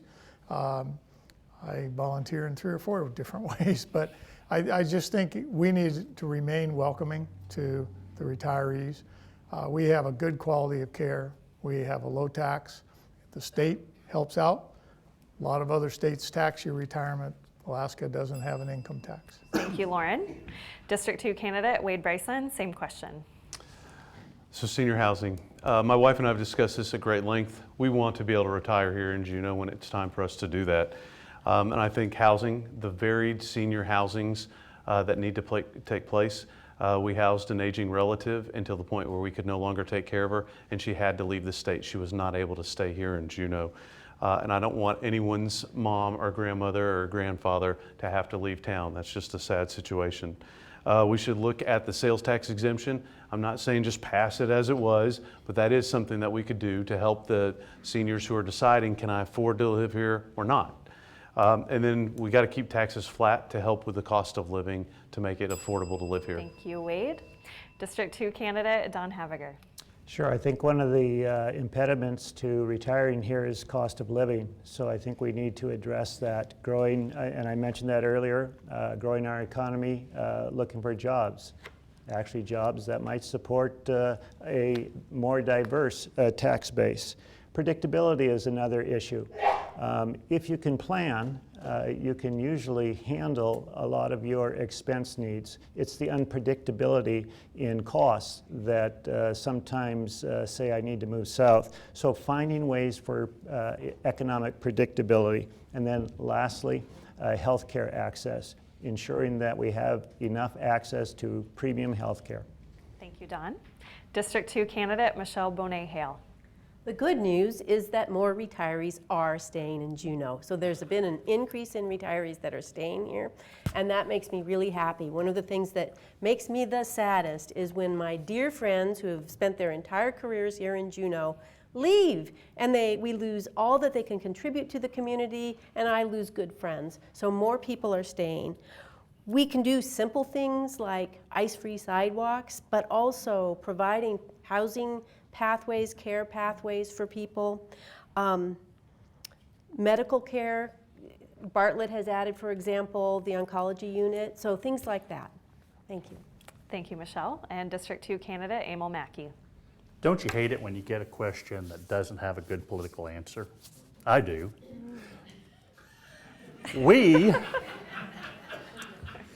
There's nothing we can do. I'm going to say it that way. If we give tax breaks, we're just putting more taxes on millennials that can't afford it. Why do we have Pioneer Home? Because we can't afford in this state to have private retirement homes. We're just too expensive. I have no solutions whatsoever. If anybody has one, I'll be glad to listen to it. I think the only thing that we can really do, we do have a hospital that we support with city, and we can try to encourage them to have services, but beyond that. Thank you, Emil. Mayoral candidate Norton Gregory, same question. What measures can the CBJ take to encourage retirees to stay in Juneau? The first thing that comes to mind are housing opportunities for seniors who want to downsize. Not only would that give seniors a smaller place to take care of, it also would open up housing for families that are looking to get started and being able to take over a larger home that seniors may not need. Healthcare needs to be affordable and sufficient. Housing affordability, and making sure that we have assisted living for those who need it. I currently serve on the Senior Assisted Living Task Force, who is working to address this very issue. I hear that we are making progress. I'm very happy to hear that. That was as of this week. Social and recreational opportunities for our seniors are also very important, and making sure that we have sufficient mental health care and assisted living for those that have mental health issues. Thank you, Norton. Mayoral candidate Sarah Lynn Tabachnik. I think one of Juneau's central challenges over the coming years is to keep aging baby boomers and their parents, children, and grandchildren in Juneau. And keeping their families in Juneau requires affordable childcare and affordable housing. It's our responsibility to provide seniors with affordable housing options and to take steps to enhance the ability of older Juneauites to age in place with the support of a community that values them. Senior tax exemptions for essential items like food, heating, fuel, and utilities, and reductions in property taxes are key to making Juneau affordable to retirees. Thank you, Sarah Lynn. Mayoral candidate Beth Weldon. Well, this is the subject that's near and dear to my heart since I have two aging parents that are here in place. Hi, Mom. So we need to keep the cost of living down. We need to keep our property tax down the best we can. We've already addressed that we need housing for them. As a city, we have done public partnerships with Trillium to help provide housing there. We're looking at helping Riverview Assisted Living, and we've already done a new project with Alaska Legacy Partners for the property at Hurlock for assisted living. I've also been tasked by the Assembly to look at the sales tax, and on November's finance, we'll see some options of what we can do, if anything, for the sales tax. Thank you, Beth. And area-wide Assembly candidate Carol Treem, same question. I like what Norton said about housing, and maybe we could do a millennial baby boomer housing swap. But the housing issue has been addressed, and the aging in place issue has been addressed. So I'm going to talk about healthcare, and I think that healthcare is going to be a major issue in providing enough healthcare. And to do that, I think we need to develop that workforce here in Juneau, and that means educating our students so that they can return to Juneau and become healthcare workers, and making Juneau a livable and attractive city for young families who are healthcare workers, so nurses and doctors and nurses' aides can live here and provide that healthcare that our seniors need. Thank you, Carol. And area-wide Assembly candidate Tom Williams. Well, we know that I'm not a millennial, and I am the closest to retiring, but I don't expect to do that for another 10 years or so. One of the reasons is when we look at retiring, there's three things that are important to us. One is the cost of living. If you're on a fixed income, you can't just be absorbing an increasing cost of living. It's a very important issue. Second is adequate health care. And the third one is crime. You know, as the older we get, the less resilient we are when we have to deal with crime. So the city has to address those three issues, and there has to be an opportunity for private investors to address some of those. Okay, thank you, Tom. The next question goes first to District 2 candidate Wade Bryson. Wade, which of these best reflects your views on Juneau access? Build the road now, or support ferries from Auk Bay, and why? I have to say build the road now. I actually came to Juneau because of the road. My father wrote the first federal EIS statement for the Federal Highway Administration in '95, and he said the federal government's position at that time, it's not if the road was going to be built, it was when. Every candidate here has talked about economic growth, and it just goes to reason that roads have saved economies before. They took the United States nation out of the Great Recession by building massive highway systems. We build this road, we will be ushered into a new economic era. I know that's not always the popular answer, but most business people that are attached to it and can see how it would benefit their business understand the economic positive effects. Even if you don't like the road, it will make your life better here in Juneau. Okay, thank you, Wade. District 2 candidate Don Habiger, same question. Which of these best reflects your views on Juneau access? Build the road now or support ferries from Auk Bay and why? I would say that my preference is build the road.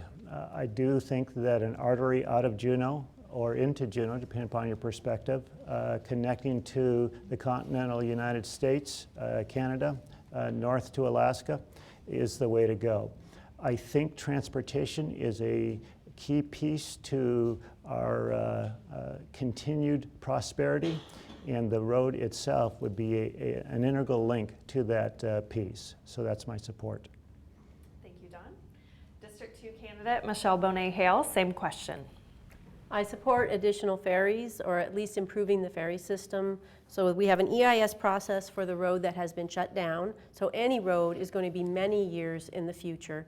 That can go on, but we can't continue to decimate the ferry system as we've been doing. So we need to restore some of the services that the ferries provide, road or not. I think the road as it has existed doesn't pencil out and it ends in another ferry. So we probably need to look hard at how we would want to do that, but we've got to get our ferry system back and functional. Thank you, Michelle. District 2 candidate Emil Mackey. Well, I know this is a passionate issue among a lot of people. Matter of fact, for a lot of people, it's a single issue decision maker. I think it's a false choice. I think that because we serve Sitka, because we serve Ketchikan, because we have these outlying island communities, we're always going to have a ferry system. But I also realize that 2/3 of the votes come from Anchorage and Fairbanks, and they don't use the ferry system. And they refuse to see the ferry system as an extension of the highway system. And so pragmatically, I think we have to build a road. We have to build a road because, first of all, it's cheaper to get stuff to Anchorage, even though it's further, than to get here to Juneau. Do the math on that. The other thing is, I'm out of time. Thank you for watching the timer, Emil. Mayoral candidate Norton Gregory, same question. Your view on Juneau access, build the road now or support ferries out of Auk Bay, and why? Well, I say build the road now.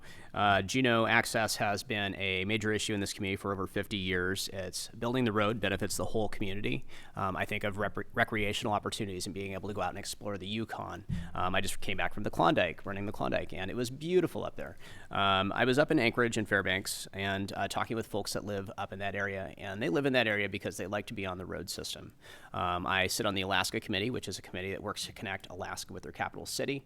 And when I was talking to people in Fairbanks at the fair, one of their primary concerns was that they wanted to get down to see their capital city, not just during the session, but during the summer, just to see what it looks like. We need to build the road. Thank you, Norton. Mayoral candidate Sarah Lynn Tabachnik. I am going to speak in favor of the ferry system. I think, for me, getting on the ferry is generally a luxury, if you will. But for many in Southeast Alaska, ferry service is an essential life support. I would do everything I can as mayor to restore schedules and services that have been reduced over the past few years and work hard with other mayors in our region to ensure that ferries get back to being dependable, accessible, and affordable. There was a time when you could get on a ferry every day in the summer, go up to Haines or Skagway and come back the same day. Those days are gone. I think the road is not in our control. It's a federal and state issue. Thank you, Sarah Lynn. Mayoral candidate Beth Weldon. I would say build the road now. For one thing is jobs. It's construction jobs, and there will be jobs of maintaining the road. And it opens up commerce here. Not only would it lower our freight costs, but it would also allow visitors to come, both tourists and the legislature. So it solves one of our problems that we don't have access to our capital. It would give us access to our capital. When I was on the fire department, one of the reasons people did leave is because of the recreational opportunities. And it does open up lots of recreational opportunities. And as it's going to go to different lands, maybe we have more housing options too, to have more affordable housing. So build the road now. Thank you, Beth. An area-wide assembly candidate, Carol Treem, same question. I don't support the road, and I don't support the road because it doesn't pencil out, and I think even DOT will admit that it doesn't pencil out. I'm an economist. I don't want to throw money away at something that is just a giant pit of money. I think the state in no way can afford to build the road now, and no way can afford to maintain the road. We should be lobbying our legislature for fully funded, forward-funded ferry system, and we should also be lobbying our legislature to prevent capital creep and keep the state jobs here in Juneau and the capital city where they belong. Don't support the road. Thank you, Carol. Area-wide assembly candidate, Tom Williams. I think the question presents a false dichotomy because one, I support the road for for all the reasons that have been stated by those that support the road. But by doing that, we're supporting our ferries. We have a limited amount of dollars that can be spent and that our other legislators are willing to spend. So by building the road, which is primarily built by federal influx of dollars and will be a boost to the economy as well as long-term benefits of that, we also free up funds to be able to provide better service longer where you can't build a road to our other communities throughout Southeast. Thank you, Tom. And last, District 1 candidate, Lauren Jones. Ditto, and I'll let you figure out which one I dittoed and which one I didn't. I'm not a proponent of the road. I never have been a proponent of the road. I agree with Tom, it's a false dichotomy. We need the ferry system whether we have the road or not. The argument has always been a lower freight cost.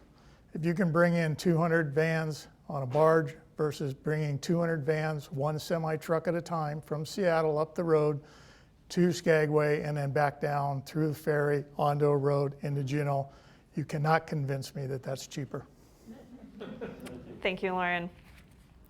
Next question goes first to District 2 candidate, Don Habiger. Don, tell us your perspective on support for the homeless, including restrooms that are available at night or expansion of the Housing First project. Phew. My perspective on homeless. Certainly we are taking, I think, good steps, aggressive steps to work on that issue. Certainly the Assembly is moving forward on Housing First. That is additional vouchers that come into our house, or our community. It expands that service by 32 units. I think that's appropriate. Some of the things that I do think we ought to consider is, are there different locations, or is there a better location for the Glory Hall? Maybe moving that facility and even using some CBJ assets, land assets, other incentives to move that would certainly be appropriate. And then I favor keeping the warming shelter viable in the winter for those really cold days. Thank you, Don. District 2 candidate, Michelle Bonet-Hale, same question. Could you repeat that question, Yes. please? Tell us about your perspective on support for the homeless, including restrooms that are available at night or expansion of the Housing First project. So I think it's a matter of compassion for people who have real needs. I am thrilled that it appears that the second Housing First project will be able to go through because the first one has been so successful. The first one took people off the street that had been on the street for 10 years or more. Many times these are people that have mental illness and mental health problems. Restrooms available at night is also a matter of human compassion. And I think over at Sandy Beach, we have a great model of restrooms that are very easy to clean. They're very hard to actually mess up. They're concrete and metal. That's a real solution. Thank you, Michelle. Emil Mackey, District 2 candidate, yes. Great answers, and Tell us about your perspective on support for the homeless, including restrooms that are available at night or expansion of the Housing First project. So I think public restrooms, especially where the homeless are located, is necessary anyway because it tends to overlap right now with our tourist population. And we really have a lack of public facilities that are accessible for anybody. But when it comes to the homeless, I think that I already spoke to my support of Housing First. And we have to realize that the people that are systemically homeless for reasons that we don't have enough time to go into. But what this does is by providing Housing First, it gives them level 1 Maslow. It gives them safety and security. Until you establish safety and security, you can't do any treatment. They're looking for food and shelter. Thank you, Emil. Mayoral candidate Norton Gregory, please tell us about your perspective on support for the homeless, including restrooms that are available at night or the expansion of Housing First. I'm extremely supportive of Housing First. I work for Tlingit-Hattah Regional Housing Authority. As many of you may know, we donated the property for Housing First right next door to our office. We have a NIMBYism issue in our community, and it was our opinion that we had a perfect location for them, and it has worked out very well. They've turned out to be very great neighbors. Housing First also works to save our community tax dollars, and by reduced EMS and police and EMTs that have to go out and work with these folks. Also, it improves the lives when we get the homeless off the street. It not only improves their lives, but it also makes the lives of everybody else that has to work, live, and play around the same area where the homeless were to make their lives better as well. There are a number of benefits to helping our homeless in our community. Mayoral candidate Sarah Lynn Tabachnik, same question. People who are homeless are members of our community. They deserve safe housing, just as we all do. I am so proud of our community for Housing First, Phase 1, pardon me, and for the Assembly moving forward with Phase 2 of Housing First. I look forward to more people having safe homes. We know how successful this has been. UAS did research after 6 months of people living in Housing First and found the reduction in calls to JPD and usage of the emergency department and contacts with Rainforest Recovery. It really, really works. And I support bathrooms for people who need bathrooms 24 hours. Thank you, Sarah Lynn. Mayoral candidate Beth Weldon, same question. Thank you. First of all, easy one. I support the restrooms at night. It just solves a lot of problems. And I support Housing First. As part of Rotary, the other presidents and I got together and got matching grants of $25,000 and supplied all the beds for Housing First. I've also supported Family Promise, and on the Assembly, we also gave money to the emergency shelter. Housing First is just that. It's Housing First, and then you can deal with the underlying causes and look at the treatment methods, whether it's opioids, whether it's alcohol, but the Housing First is what's important. And the Assembly did give $1.8 million to Housing First Phase 2, so it's a good step. Thank you, Beth. Area-wide Assembly candidate Carol Treem. I agree with what Michelle said, that we have to treat this issue with compassion. I think we have an obligation to help our most vulnerable populations and to treat them humanely. And the solutions that do so, like Housing First and providing bathrooms 24/7, I think we'll find are not only the right solutions because they're good, but they also will save us money in the long run. They'll prevent problems. I think that providing bathroom space is probably going to prevent a lot of messy sidewalks. So we'll find that they have benefits beyond just their moral good. Thank you, Carol. Area-wide Assembly candidate Tom Williams. By all appearances, the city's made a good move with providing funds for Housing First, and I'm looking forward for the long-term positive effects of that as well as the second level. In dealing with the homeless, obviously we need to be compassionate. We need to be compassionate with everybody that we deal with, and trying to encourage them to make changes, make decisions, and getting them help are all good things. One thing that I think that is also important, though, is you need to provide those services and those facilities away from your business district, and for that I would suggest that we may need to relocate. Thank you, Tom. District 1 candidate Lauren Jones. I think there's no higher goal for society than to provide the ability of every citizen to feel that their dignity and their worth is preserved.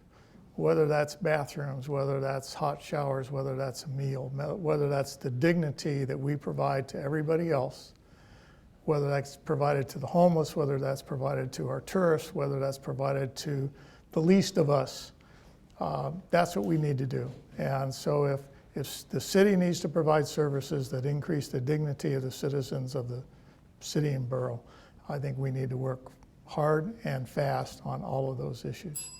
Thank you, Lauren. And District 2 candidate Wade Bryson, same question. Well, I'm very glad to hear that everybody's in support of bathrooms, because right now they're using my bathroom at the corner for the downtown Subway store. I'm absolutely in support of the Housing First. I thought that was a great victory, and it's going to provide a great benefit to the community. I would also support additional vocational training, job training, but also soft skills, life skills, to be able to help the homeless acquire some of the skills that would give them back some of that dignity. I think increasing the mental health capabilities of our community and the drug treatment capabilities would provide another benefit to them, and maybe some type of housing aside from that, maybe like a 3-quarter housing. Just out of time. The next question goes first to Michelle Bonet-Hale, District 2 candidate. What are your strategies for reducing gun violence and suicides by gun in our community? Would you personally support a red flag law in Alaska that would allow law enforcement or family members to petition a judge to temporarily remove a firearm from someone the court deemed to be an immediate risk to themselves or others? And if you need me to repeat that, let me know. Oh, no, I'm fine. I would support a red flag law as you describe it. Long-term strategies in terms of gun violence, and my timer's not started. I'm just following her good example. Long-term strategies in terms of gun violence and suicide by guns. I am an advocate for Moms Against Gun Violence. I can't remember. It's a group that formed after Sandy Hook. I think that there are things that we can do that will still retain people's right to bear arms, but will rein in some of the sort of the craziness that we've got going on with guns right now. Whether that be an assault rifle ban or some way of reining in gun violence. I think background checks are really important, and they've got to be effective, and they obviously are not effective at this point. So I grew up here. I know everybody has guns. I personally don't anymore, but lots of people hunt, and we don't want to take those away, but we need to do something. Thank you, Michelle. Thank you. District 2 candidate Emil Mackey, same question. What are your strategies for reducing gun violence and suicides by gun, and would you personally support a red flag law in Alaska? So there's a lot of actual research about suicides, not just in Alaska, but in all circumpolar north communities around the world. It's an epidemic around the world across communities, whether you're in Norway, Kotzebue, or anywhere in the circumpolar north. I personally am a gun owner, and I would support a law to empower guns to be taken away from people philosophically that were a danger to themselves or others. However, I also am concerned that Thank you, Emil. that may have problems. Yes, thank you. Mayoral candidate Norton Gregory, same question. Your strategies for reducing gun violence and suicides by gun, and would you personally support a red flag law? So I'm going to start off with the red flag law, and yes, I would personally support the red flag law. I believe that if people are suffering from mental illness and we're aware of that, we should reduce their access to guns. It just seems to be the right thing to do. Following that train of thought, mental health care in our community plays a critical role when it comes to suicides and working with people that are suicidal and also have mental health issues. I believe that students need to go through gun safety in the school. It should be a mandatory class. Many of us have guns in our homes for hunting, and I believe that students should be familiar with the best practices for handling a gun should they ever come in contact with one. Working with citizens in our community to ensure that guns are locked up. Guns should be kept in a gun safe. Thank you, Norton. Mayoral candidate Sarah Lynn Tabachnik, same question. I too would support the red flag law. I think,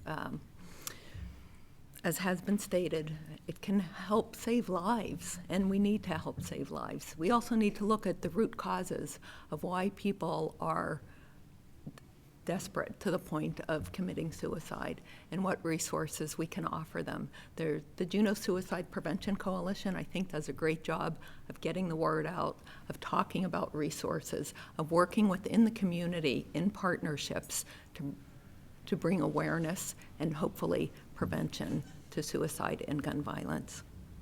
Thank you, Sarah Lynn. Beth Weldon, mayoral candidate. I think the first thing we need to do is educate the youth with the use of guns. Both my sons went through the Floyd Dryden program where they learned to operate guns safely. My family's a hunting family, so that's unfortunately my husband's coming back with no moose. So we have guns in our home, and they are the other part of that education is to make sure that they are locked up and they are protected. And one of the things that I asked my children when they went to other people's houses, I would call the parent and ask them if they had guns in their house and if they were locked up. So the other piece is the suicide piece. And again, we need more mental health facilities. And again, I'm going to run out of time. Sorry. Area White Assembly candidate Carol Treem. Do support the red flag laws, and not just for its implications for suicide, but also domestic violence, because Alaska has the highest rates of domestic violence in the country, and I'm sure everybody in this room has either experienced that personally or knows somebody who has. At the city level, for preventing gun violence, I agree that we should be educating our students on gun safety, make that part of the curriculum, and encouraging gun owners to keep their guns properly locked up and secure. Thank you, Carol. Area White Assembly candidate Tom Williams. I very much support firearm education and safety in our schools, and I'm happy that we have done that in the past, and would encourage that to continue. With regard to suicide, that's a horrible issue, and I've had some people that I've known that have, for inescapable reasons, committed suicide. And we need somehow to encourage people to talk to somebody else or get some help somewhere. What that help is, I'm not sure. With regard to red flag law, I don't think there's been a proposal out there on a red flag law, although that sounds good, that really protects the rights of gun owners. So I don't think I would. Thank you, Tom. District 1 candidate Lauren Jones. The answer to the red flag is yes, but I believe that that is not the panacea. Suicide for men is by gun. Suicide for women is generally not. Violence against women by a gun is male-oriented. I think if a woman went to court to take advantage of the red flag, that person's going to need a lot of support from advocacy groups, from whoever. It would be a very dangerous situation for that person on their own to go to court. So the red flag law, I think, is very important. It helps, but it's not the panacea without some real strong support behind it. Thank you, Lauren. District 2 candidate Wade Bryson. So I would be in favor of a limited red flag law. There are more guns than people in Alaska, and so as I see that it could be one of the avenues of helping prevent gun violence, I don't know if it's the complete answer. I absolutely would support increased gun safety and hunter education for the school-age children. Again, I have guns in my home. My children, I exposed them to them, gave them education about it. They lost their fascination, knew they were dangerous, and have appropriate behavior. But I also believe that increasing mental health capabilities for Juneau will do the most to solving these issues. Thank you, Wade. And District 2 candidate Don Habiger. Well, it seems like an evasive answer. I don't think it is. I would support community connectedness. And what I mean by that is isolation is probably one of the leading factors into suicide. And if they can get connected to community resources, or Juneau Suicide Prevention Coalition knows that sometimes knows that they often see a healthcare professional prior to committing an act of suicide, and just making sure that healthcare professionals are talking to our other mental health care professionals. So I think it's connectedness. Thank you, John. Okay, next question goes to Emil Mackey, District 2 candidate. Emil, in which of the 8 development initiatives laid out in the Juneau Economic Plan are you most interested and why? It's a package, they're interrelated. If you leave out one, to me, you leave out the puzzle's unmet. I think what we really have to really focus on is really part of that economic growth really has to rely on renewables for the reasons that we stated earlier. First of all, if we continue to grow without respect to our environment, economic growth is worthless. The quality of life will be offset to an extent where we really will wish that we did things better. But also our economic advantage is wrapped up in hydroelectric power. If that's our economic advantage, we need to take advantage of that. We need to invest in renewables. We need to incentivize people to utilize more efficient energy use to increase their purchasing power, while at the same time improving the quality of life within Juneau. Out of time again. Thank you, Emil. Mayoral candidate Norton Gregory, same question. In which of the 8 development initiatives laid out in the Juneau Economic Plan are you most interested and why? The one that piques my interest the most is affordable housing. That's right in my wheelhouse. That's what I do by day is I work in affordable housing. And the reason why is that I believe that if we want to grow our economy, we need to make sure that we have places for people to live. If we want to attract those young, talented professionals and people that are looking to start a family here in our community, they need to be able to afford to live here.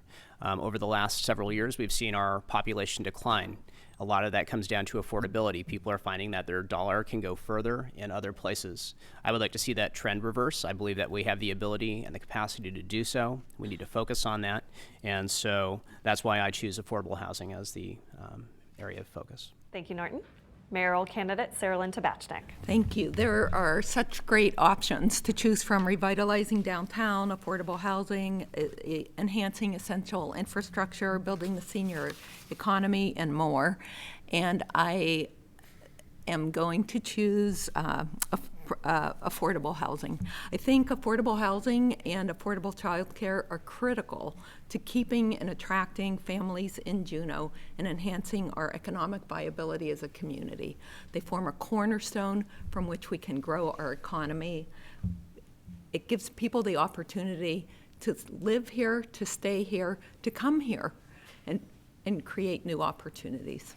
Thank you, Sarah Lynn. Mayoral candidate Beth Weldon. My one I would pick was be the best capital city, although I'll bleed in to build on our strengths. To be the best capital city, I think we need to make sure that we're safe, that we support public safety, that we're clean, so we're dealing with our trash and other aspects of that. And we need to make sure we have a sustainable budget so we can do all these programs that we want to do.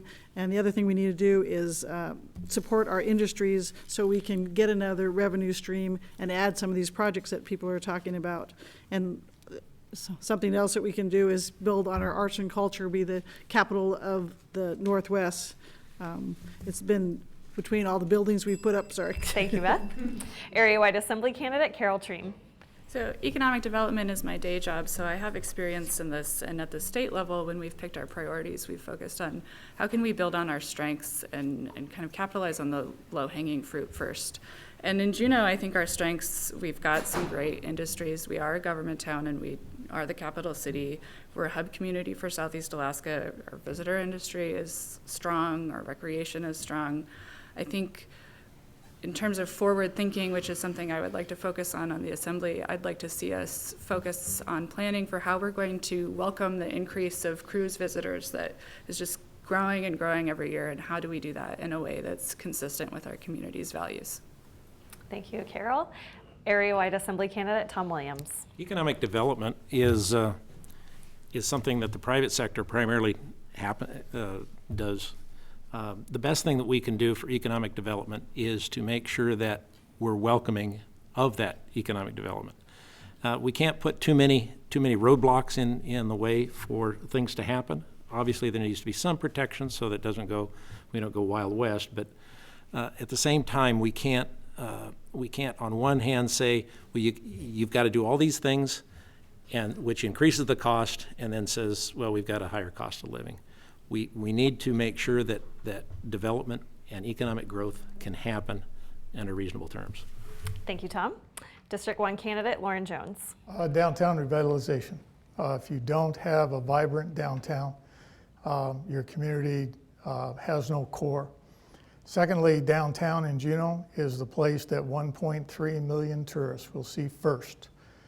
If tourism is our driving force and our growing part of our economic development, we can't do that 6 months of the year and roll up the sidewalks the other 6 months of the year and have a vibrant community. We need to make sure that downtown is downtown 12 months out of the year, irrespective of whether we have 1.3 million visitors in town or not. Thank you, Lauren. District 2 candidate, Wade Bryson. We have a few things that I like that I think would increase our economic viability. Housing, I think it's great. I would like to see the city turn renting families into homeowning families. It solves many problems, it helps families, it stabilizes the school enrollment, reducing the city debt service. Every dollar less that we pay in debt service is dollars that can then go directly into the city that we're not paying to banks and investors. I'd also like to see the city's attitude towards the business community improve. Every developer, every business owner that has tried to work with the city to make a project happen has a story of how the city has hampered their ability to make their business happen. And once we stop that, we can move forward economically. Thank you, Wade. District 2 candidate, Don Habiger. Well, there's a number that are actually in my plan, and it is enhancing essential infrastructure, attracting and preparing the next generation workforce, protect and enhance Juneau's role as a capital city, and build on our strengths. I actually think out of all of those, the one to concentrate on the most is building our strengths and making sure that we leverage those strengths.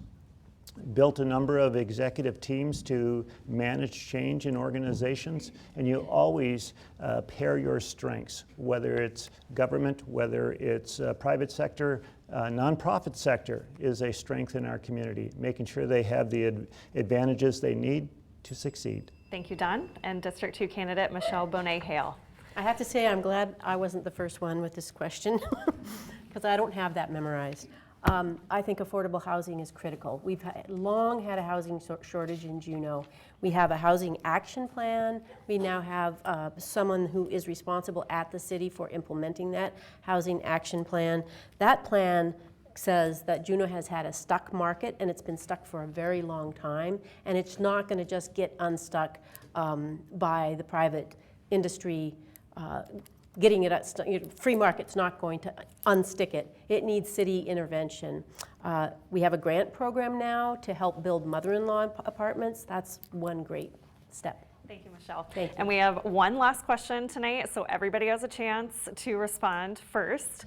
So mayoral candidate Norton Gregory, you're the first to respond to this last question. With the arrival of the Paramax ships and an increase of 130,000 passengers expected next year, are we at a tipping point of impact to residents and or satisfaction of our visitors? And please explain your ideas for addressing this concern. So we do have the Panamax ships that started arriving today. I think that the City and Borough of Juneau Planning Department had the forethought to build those big berths that the rest of cruise ship destinations are looking to build now in Alaska. I think that we depend heavily on the tourism industry. I believe that we need to continue to build and foster a good, healthy relationship with them. They are partners in tourism here in our community. I don't feel that we've expanded on that enough in the past. I do believe that we need to be cognizant of the impacts that tourism can have on our community. It's a double-edged sword. While we do get 24% of our tax revenue from the tourism industry, we have congestion and stress in our community when we have increased numbers. I believe that the Archipelago lot down next to the library is a very wise decision to develop that lot in conjunction with the Morris Property Group. And that'll benefit our community. It'll give our tourism and our community members somewhere to go. And also the staging area that the City and Borough of Juneau is looking to build will also help with moving those people around. Thank you, Norton. Mayoral candidate Sarah Lynn Tabachnik, same I question. think it's important for us to maintain our quality of life for our residents and a quality of visit for our visitors. Juneau's a world-class destination. It's beautiful. Everyone loves to come here. To maintain that status, it's essential that local leadership proceed thoughtfully and strategically as the industry continues to grow if we are to keep our land, air, and water clean and enjoy a high quality of life 12 months out of the year. I think it's time to review our tourism management best practices and move forward with open and direct communication in a direction that is as good for the community, local tourism, and businesses as it is for the industry. Thank you, Sarah Lynn. Mayoral candidate Beth Weldon. Thank you. Talking to the cruise ship industry, surprisingly, they think they're getting to be about their peak of their tourists, and the biggest problem is lack of activities and shore excursions for the tourists to go to. With that being said, the city did do a private partner project with the Archipelago Land, as Mr. Gregory said. And what that's going to do is open up space to put people, and it's also going to give Class B parking for the van type parking lot. As we continue the Sea Walk, that will give people another avenue, a place to go. With the Egan construction, that will give more room for people to go. Something else that we've been talking about is a downtown circular to circulate people downtown. Thank you, Beth. Area-wide Assembly candidate Carol Treem. I do think that we might be at a tipping point, because if you've South Franklin Street is so crowded that it's a detriment to residents and it's a detriment to visitors. So I'd like to see waterfront development happen, and I know that there's a mix of federal and private and state and city landowners, but I don't think that means it's impossible to make that, to extend the vibrant part of our waterfront to disperse some of that crowding. And for resident quality of life, I'd like to see incentives to make those motor coaches be electric. I think that will greatly positively impact us. Thank you, Carol. Area-wide Assembly candidate Tom Williams. I agree with Carol 100% with regard to expanding the facilities on our waterfront. We need to deal with the Coast Guard facility there. We need to get the Mental Health Lands Trust to let go and see that, because we're not going to be able to accommodate this tremendous increase of visitors unless we do develop some of that. And hopefully that'll be, we need some high quality accommodations, high quality hotels. That Travel Juneau was talking about the absence of some high level accommodations. So, and yes, I think there is a tipping point, and especially if you ask my wife. Thank you, Tom. District 1 candidate Lauren Jones. I think we have passed the tipping point. Just some quick numbers. 1.3 million visitors, 500,000 are allowed to go to the glacier, about 260,000 can go whale watching. The charter fishing fleet's been shut down this year because of no fish, and just so many people can take helicopter tours up on the glacier. That leaves about 600,000, 700,000 visitors to go to our 22 jewelry shops and our 22 t-shirt shops. We have tipped over, we have congestion. I don't know what the solution is. I think JEDC and the tourism working group that they have developed are going to try to seek some solutions. District 2 candidate Wade Bryson. Well, I do kind of like the fact that those 600,000 people some of them might go to Subway. I'm able and I say that because I employ people. I'm able to provide 3 additional jobs that I would not be able to employ if we did not have that additional time. 2010, we weren't talking about the tourism industry in this way. We were looking at ways to help increase the tourism. So as the economy of our country ebbs and flows, I don't see that we're going to have an upward trajectory of 7% growth every year, even though I would like to experience 7% growth. Tourism Best Management Practices is a world-renowned program that has provided benefits for the community. I would like to work with the industry instead of being in a lawsuit with them. District 2 candidate Don Haviger, same question. Yeah, my perspective is would be a regional approach. There are significant dollars coming in through head tax either at the state level or at the state level, and it is incumbent for us to think of our destination as a region. A 3 port of call itinerary on a 7-day tour is mandatory for most of these planning, and making sure that we can expand not only in our community, but in other communities, more importantly, so that we can accommodate that and spread the load, I think is the appropriate way to address this issue. Thank you, Don. District 2 candidate Michelle Bonet-Hale. So the Forest Service has a planner on staff, and they're looking at a 30-year horizon. The glacier is a huge destination for tourists, and they are looking at the time when you can't see the glacier from the visitor center because it's retreating so fast. So they're looking at a 30-year horizon. They're saying, do we have electric boats going across the lake? Do we have these little yurts that we can move so people can, get refreshments, etc.? We don't have anything like that, and we're not doing anything like that. I think it would be a really good idea to follow that model.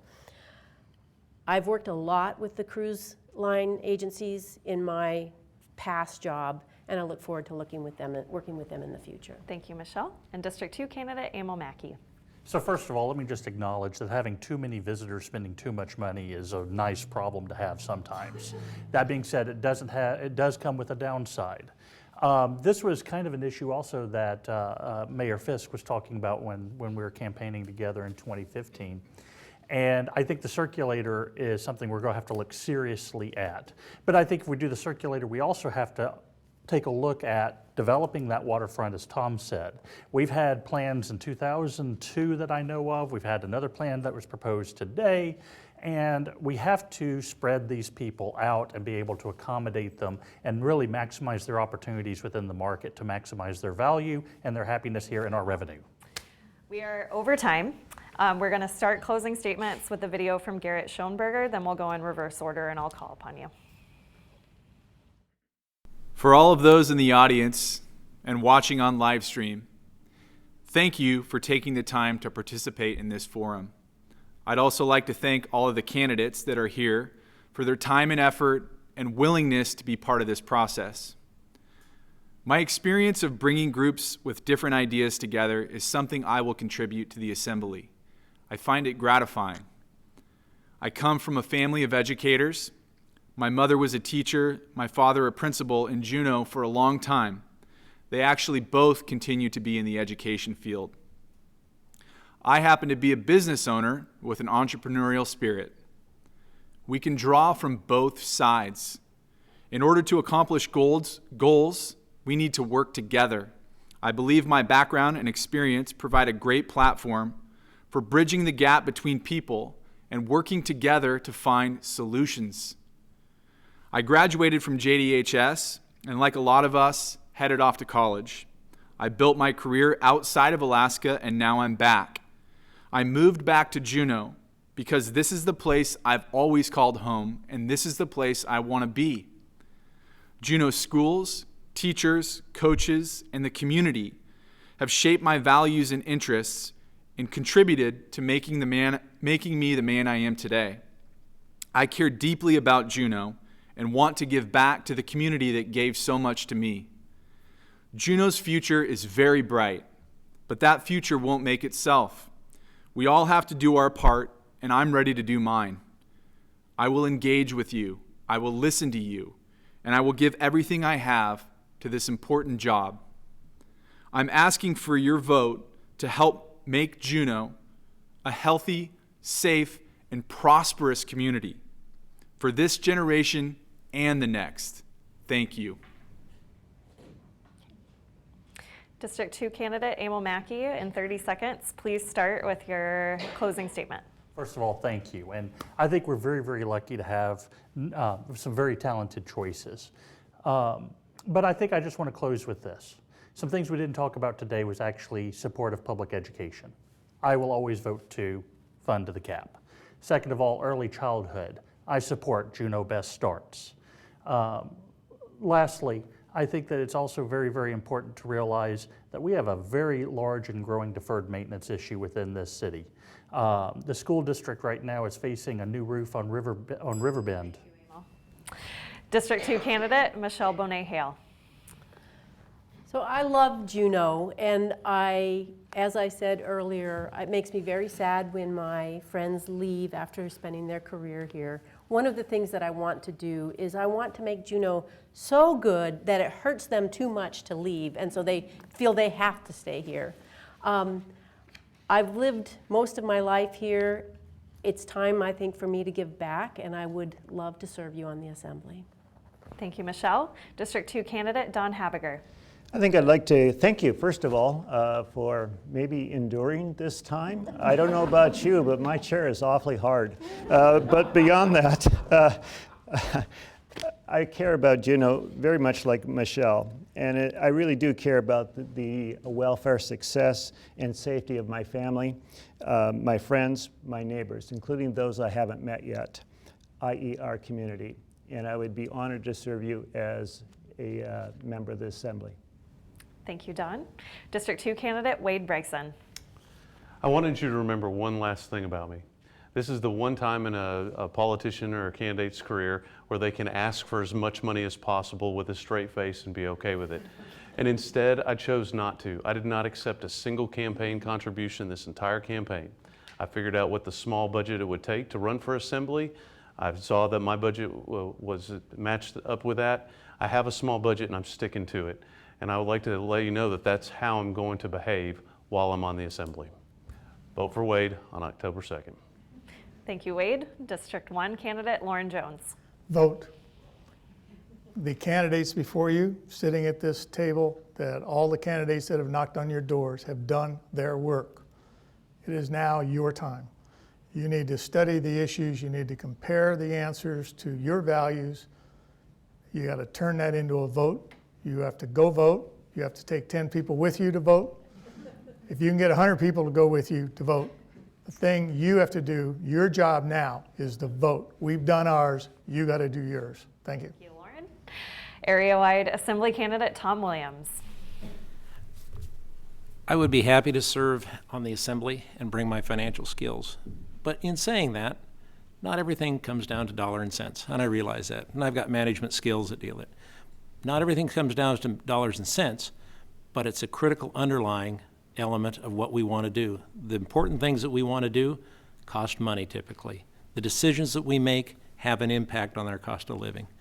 So I believe my financial skills would be helpful, and if you think so too, please vote for Tom. Thank you, Tom. Area-wide Assembly candidate Carol Treem. I have those analytical economic skills to make those dollars and cents decisions, but I'm also bringing with me the values of our community, and I will evaluate those decisions through the lens of those values to make sure that we're acting equitably, that we're positively affecting the quality of life for all residents of Juneau, and that we're looking at possible unintended consequences and avoiding the instant gratification of making those budget decisions. Thank you, Carol. Mayoral candidate Beth Weldon, your closing statement. Thank you to the host tonight, and thank you for all for sitting here on a beautiful evening, trying to get more informed before casting your vote. Moving from the Assembly to mayor is a big step, but I'm up for the challenge. I've worked hard and have achieved leadership roles both as a business owner and as a chief in the fire department. I have broad-based background, I have fiscal experience, I've done countless hours of community service just like many of you in the audience have. I have shown that I have the leadership, experience, and commitment to be your next mayor, and I'd appreciate your support on October 2nd. Thank you, Beth. Mayoral candidate Sarah Lynn Tabachnik.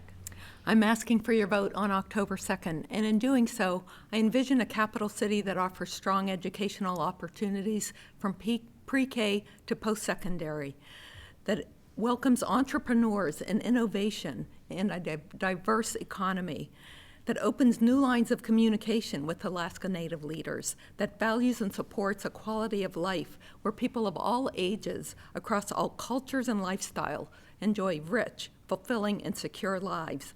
I will work hard to make Juneau a world-class 21st century capital city. Thank you. Sorry, overtime. Mayoral candidate Norton Gregory, 30-second closing statement. Well, my name is Norton Gregory, and I would like to be your next mayor. Fiscally, I'm conservative. I'm very cognizant and aware of how our spending at the city level affects each and every one of our pocketbooks and our affordability and our ability to live in this community, especially in a community with such a high cost of living. It's important that we keep our focus on the local economy, fostering an environment where private enterprise thrives while working hard to create a community that will attract professionals that want to live here and conduct business here. Mining, fishing, and state and federal government play a a large role in our economy, as do all individuals that live here. Norton. Appreciate it. And thank you all very much to all the candidates for your participation this evening. Thank you for running. I'd also like to thank our forum co-sponsors, KTOO, Juneau Votes, Juneau Empire, and the League of Women Voters, and also KTOO staff for staying overtime to allow everybody to answer a question first. And then thank you also to the audience members for providing great questions, and to you at home for tuning in. Without you, this event would not have been possible. Please get out and vote on Tuesday, October 2nd, or vote early in person Monday through Friday at City Hall, or Monday through Friday and Saturdays at Mendenhall Mall Annex through October 1. Remember, no matter where in town you live, you can vote for any of these candidates. Additional information on the League of Women Voters of Juneau is available online at juneaulwv.org, and all community members are welcome to join. You may also like us on Facebook. For the League of Women Voters of Juneau and KTOO, I'm Alyson Currey.